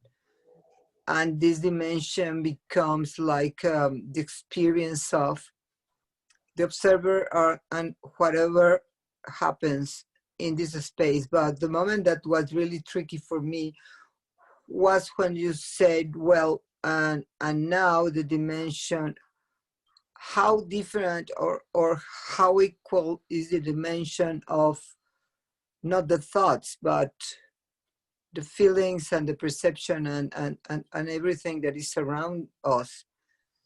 And I have the feeling that it was like something different. I cannot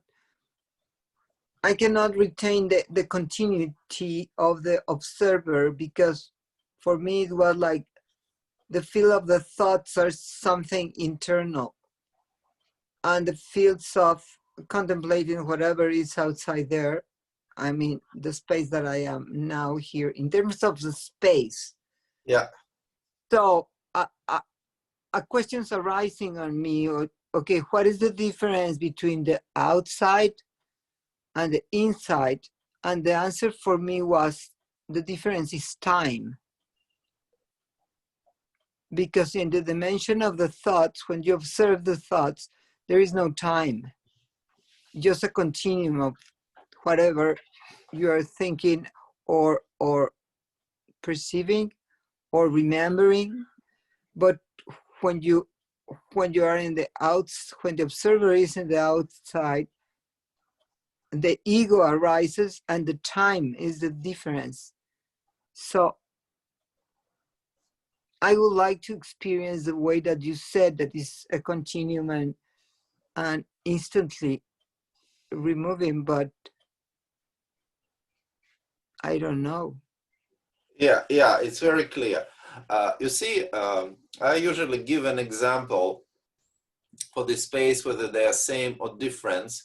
I say a joke. Maybe you didn't hear this joke, the nasty one. So, you know, the fart, yeah? The fart. How to split a fart into 5 parts. A fart. How to split it into 5 parts. Yeah? To fart into a glove. If you, yeah, if you want to split a fart into 5 parts, you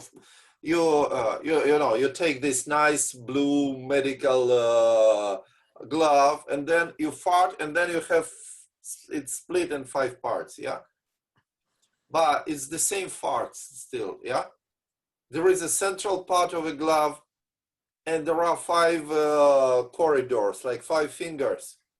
Yeah, okay. But the fart, they look this different. Yeah, the space is there, the central space and the space in each finger, they look different.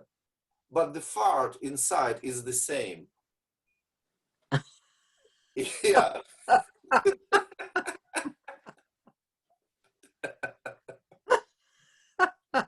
Okay.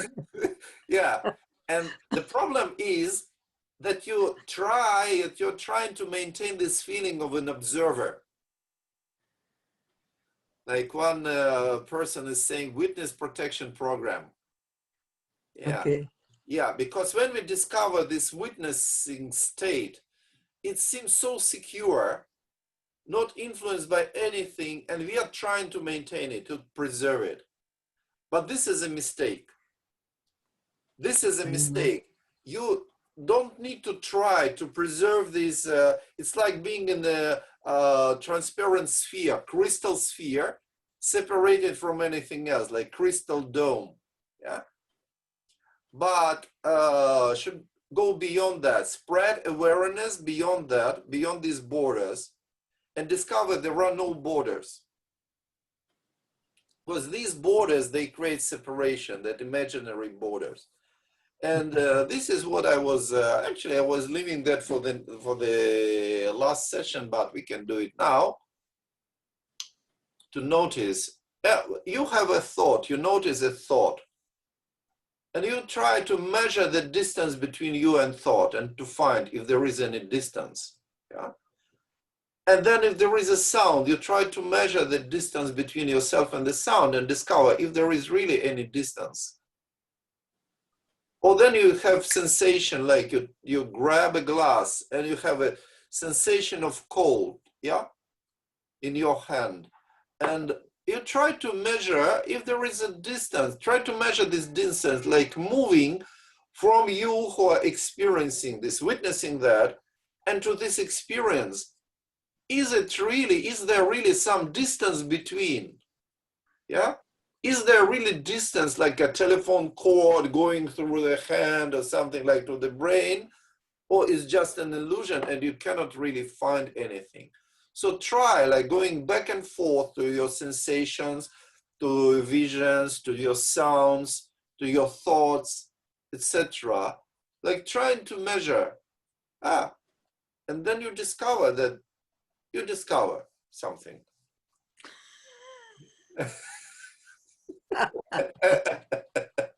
That's exactly my feeling. This split that is a duality. I know that is a mistake, but I don't know how to overcome. So Yeah, I will try. Yeah, this is how you try now. You don't delay it for tomorrow. Okay. Yeah, so you try now. You have a thought. Everyone, yeah. You have a thought. You notice a thought. Try to check if there is really some distance. Can you trace the distance between you and thought? And then a sound. Okay, you hear the sound of my voice. Your mind is saying, oh, this sound is here. Okay, I'm shouting from Israel to Mexico. Yeah. Well, for example, it's easy. You're looking at my face now on the screen, and you see my lips are moving synchronously with the sounds. And then you have a feeling that the sound is coming from my lips, no? Yes. You feel like this, but this is definitely absolute illusion, yeah? Why? But because in this point of the screen where you see my lips, there is no loudspeaker. Okay. Yeah, the loudspeakers are somewhere on the sides of your screen or wherever, but not in that point of the screen where you see my lips. But you feel, mind is making you feel that the sound is coming from my lips, from the screen. Okay. Yeah, you see, this is an illusion. So the mind is mapping everything. You hear a sound and you're mapping. Okay, close your eyes. And just hear this sound. And when you are hearing the sound, try to find if the sound is inside or outside, and if there are any distance between you who is observing that and that sound. Try to quickly measure, going from the observer to the sound and back, etc., and discover. And I will be making this sound like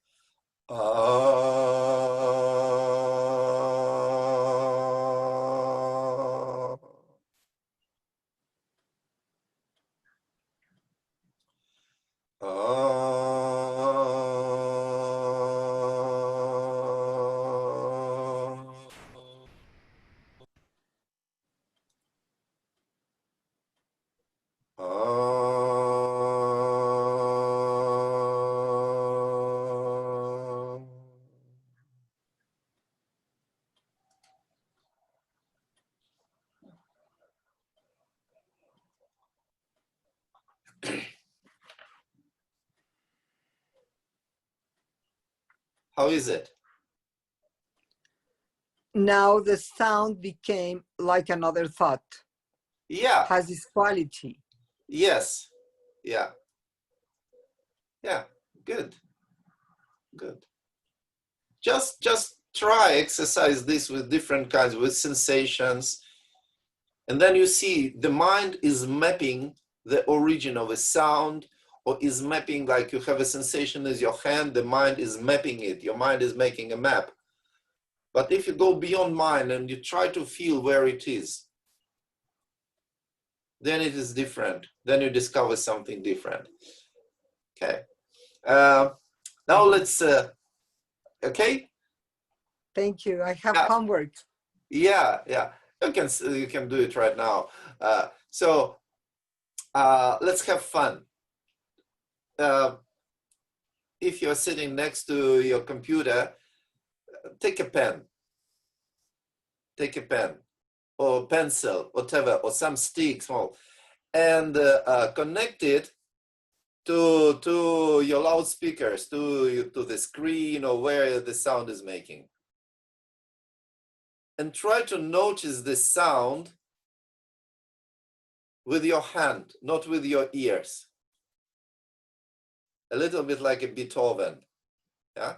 Can you feel the vibration? Can you feel the vibration? Huh? And try to listen like that. I'm sometimes listening to you like that. Yeah. Where is this sound now? It's no longer in my lips, no? I'm making a sound. I'm making a sound for you. Yeah? Then you have a sound coming from your loudspeakers. Yeah? And you can feel it through this pen or pencil. You can feel it with your hand. Yeah? Do you like the sensation? Yeah. It's pleasant, no?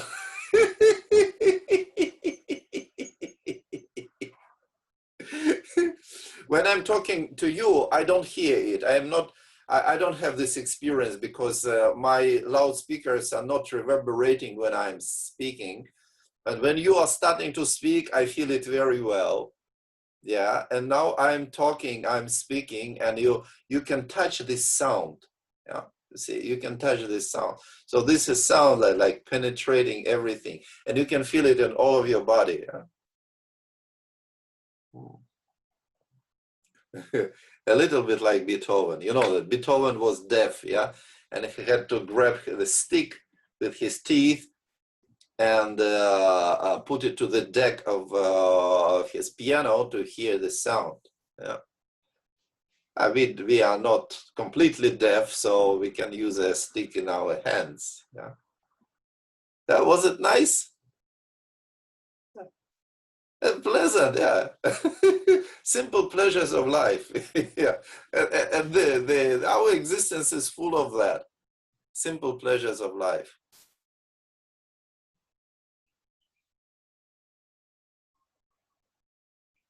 Okay.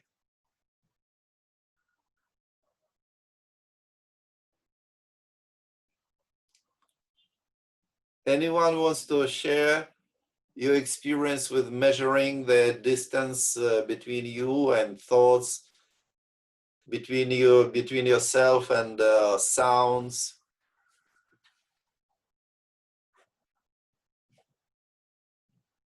Yeah, Maureen, please.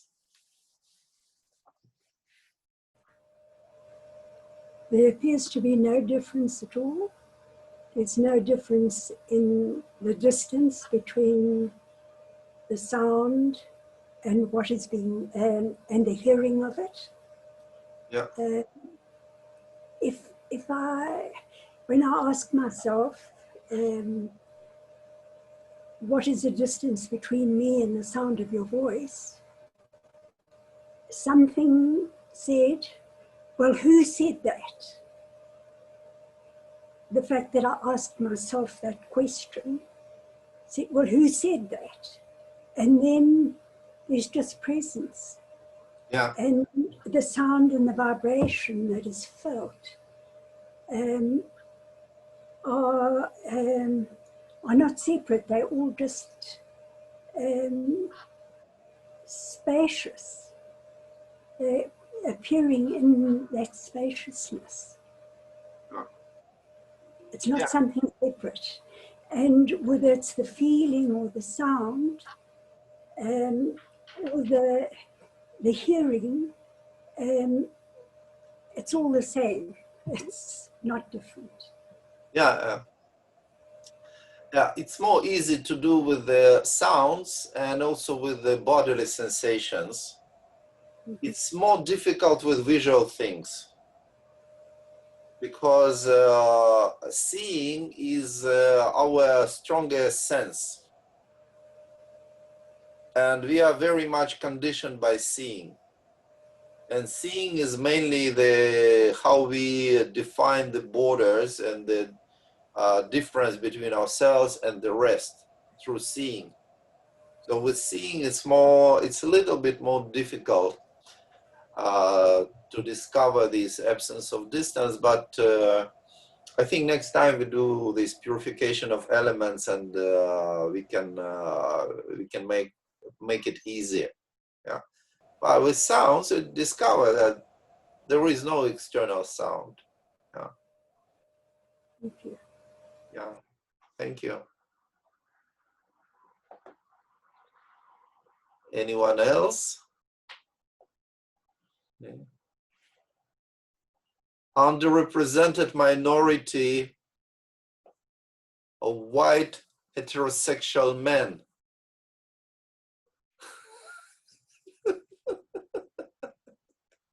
Yeah. Phil, please. Yeah, I have quite a different experience with thoughts and sounds. They seem like there's no difference, but with physical things, they do seem separate. Like when I hold this bottle, I can feel the coolness in my hand. Yeah. And when I change hands, the location seems to be out there and it's changing. Yes. Yeah, so I feel quite separate from my sensations in a way that I don't from sounds and thoughts. Anyway, yeah. Okay, try to grab something that you don't see. Try to grab this thing behind your back. Yeah, behind your back. And then give it to another hand. Yeah. So not being so much conditioned by your visual perception. Yeah. Yeah, you got it. Yeah, you see, it's just some movement. It is just some movement when you don't know where it's happening precisely. Because when your mind knows it happens here, then it happens here, then there is this duality, then there is this difference. But when you make a trick and you confuse your mind and you don't know, like you're hiding what's there, and you don't really know where it's happening. So the trick is to discover how mind is mapping something based on our visual perception. Because we are mapping the sound, for example, when the sound is coming, yeah? See, oh, this is a dog barking in the street, yeah? This is a sound, but this is not like that. What we hear is just some sound, but our mind creates immediately, it maps it, yeah? It's a dog outside across the street, yeah? Or maybe it is somebody in my kitchen putting, washing dishes and putting dishes into the chest, yeah? There is this sound, yeah? Mind is mapping immediately. And that's why we feel the sound is over there. The same thing with sensation, yeah? And I feel I grab the glass and I feel the coolness of the glass. But my mind creates the distance of my arm between me and this glass. And particularly if I can see it is still stronger, because this mapping is based on visual perception. Yeah, it's the main source of information, and we are conditioned by that. So it's not that we need to block our visual perception, but we can try. We can close our eyes and try to do it with our eyes closed to make ourselves a bit disoriented. Yeah. And particularly, you'll notice you don't allow your mind to map things.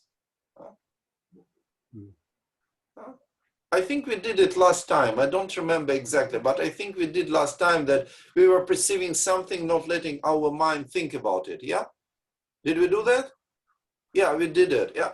Try to do this exercise. Yeah. And then you discover how it is to be without mapping things that happen. Because this is our function, this is a function of God, to put everything to its place, yeah? Name everything and put everything on its place. This is the function of Brahma, yeah? The creator of this world. He named everything, or this Judaic God, yeah? Named everything, put everything on the place in order. You see, and this is how our mind works. This is why we are, God is a model for us. He made us like himself. or herself or itself. We don't know. We don't really know if he had balls or not, no? And if he was XY or XX or just X chromosome, etc. So, but our mind is doing this job of putting things in order, naming them and giving them their places. So in sutras, when they talk about Brahma, then Brahma is saying, I'm the one who appoints everything, its place and its names. Yeah. So something like this. I'm the one who is the boss here, there. Yeah. So our mind is working like this. So when we do this exercise, not allowing our mind to map things and to name things, then mind becomes disoriented. So we disorient, we trick our mind, we disoriented, and then we can really feel raw sensation. And with this raw sensation, there is no difference, no distance. Yeah. Okay, thanks. Yeah. Okay, good. Okay. Anyone else? Danish, you rose your foot. Was it like you want to say something? No.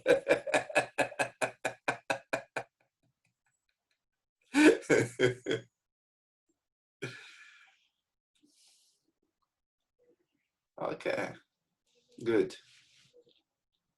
So we can just rest in this spaciousness, and we don't need to worry whether it's working for us or not working, whether we succeeded or didn't succeed. At least something.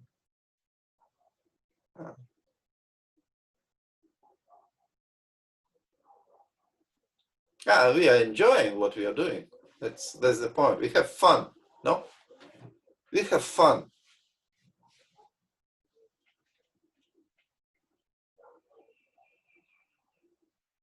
It's like a lab. We go into a lab and we do some different kinds of experiments. And like we make sparkles, or we make something burn, or we make some like colored smoke, you see? And then what we discover through all this, we discover interdependence of all things, yeah? In real sense, in science. We discover interdependence of all things. Like we take two transparent liquids, we mix them together, then they become purple, yeah, or blue. Or sometimes they change, purple, blue, like a pendulum, yeah. Or we rub some surface and then we have sparkles, yeah. Wow. Or we are moving something, rotating something, we put some air, and then there is a howling, ooh, yeah? Experimenting, but discovering something, discovering interdependence. So we are like in a lab. We are discovering how all this works. Having fun.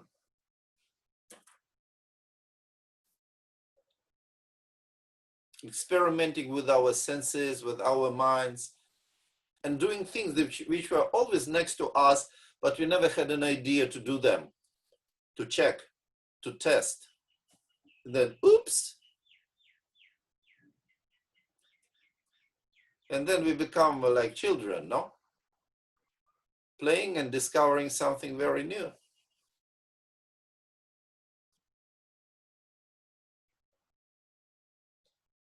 Okay, so let's appreciate that we have this opportunity. So let's feel the appreciation of this.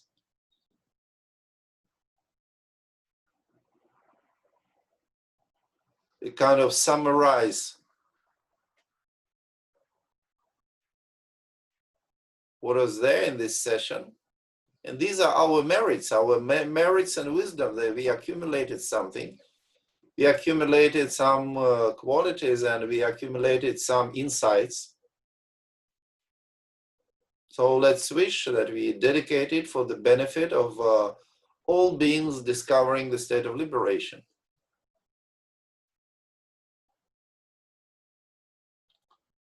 And we authorize it, like empower it with the mantra that we all know.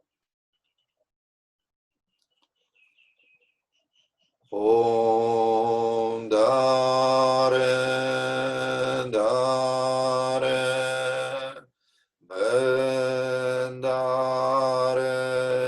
Swaha Jaya Jaya Siddhi Siddhi Phala Phala Ahasha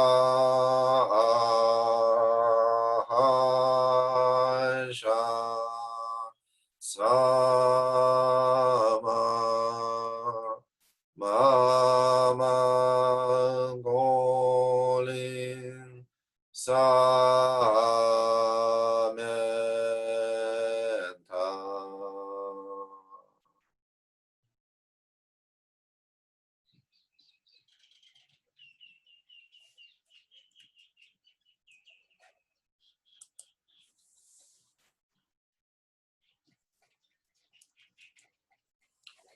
Okay, so we finished, and we have one more session next Saturday. We'll have the 5th session, and I hope we can do a kind of a retreat on Christmas on December 25, 27. I hope I will manage that. So I will let you know. I think the next session I will let you know if you're gonna have it or not. I hope we can do it. Okay, you can say something. Say. Thank you very much, Igor. Yeah. Yes, thank you. Thank you. Thank you, Igor. Thank you very much. Thank you. Igor.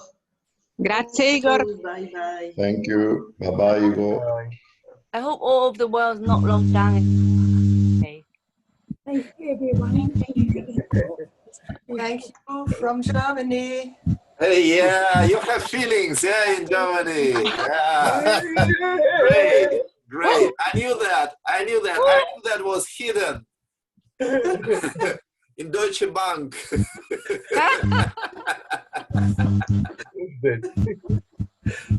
Yeah, I love Germany. Well, I'm from Munich, you know, not from Berlin. Okay. Yeah. Whenever I go in Germany, I heard always the same. We are not real Germans. Like in Frankfurt, they tell me we are Hesse. We are not Germany. And then in Köln, they say, no, come on, we are not really Germany, no. Then I go to Hamburg and they say, no, we are not Germany. And of course in Munich, I've never been to, but I believe it's the same. And I think in Munich, this is the first place where they say, no, Germans, no. Well, Igor, Claudia, hello, Claudia. I don't think the German's worse than the English. Oh, why they are worse? No, they're not worse. They're better than English.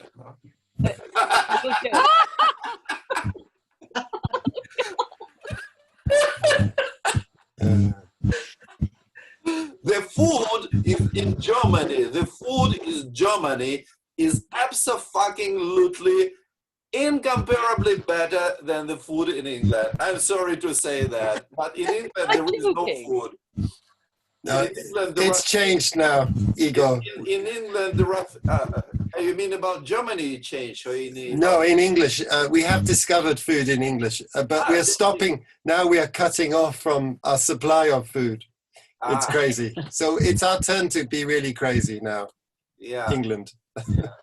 Because I've been 4 times to the United Kingdom, three times in England and also in Wales. and once in Scotland last year, and it was so difficult to find food. Oh, You know? I'm sorry. I mean, good food.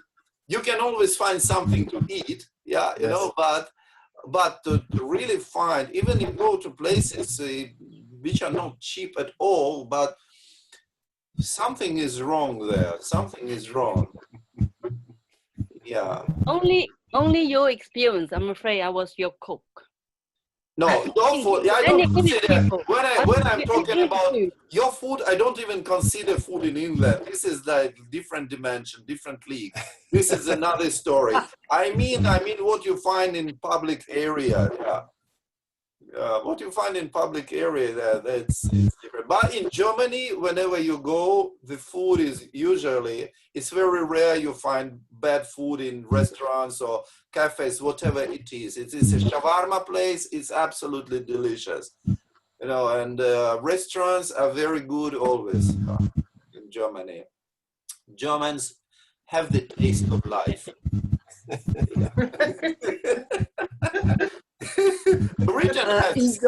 Britain has style. Yeah, Britain is absolutely stylish. Yeah, that's true. That's true. Well, if you're running the Christmas, we're gonna send you the turkey on Christmas Day. Okay. On the camera.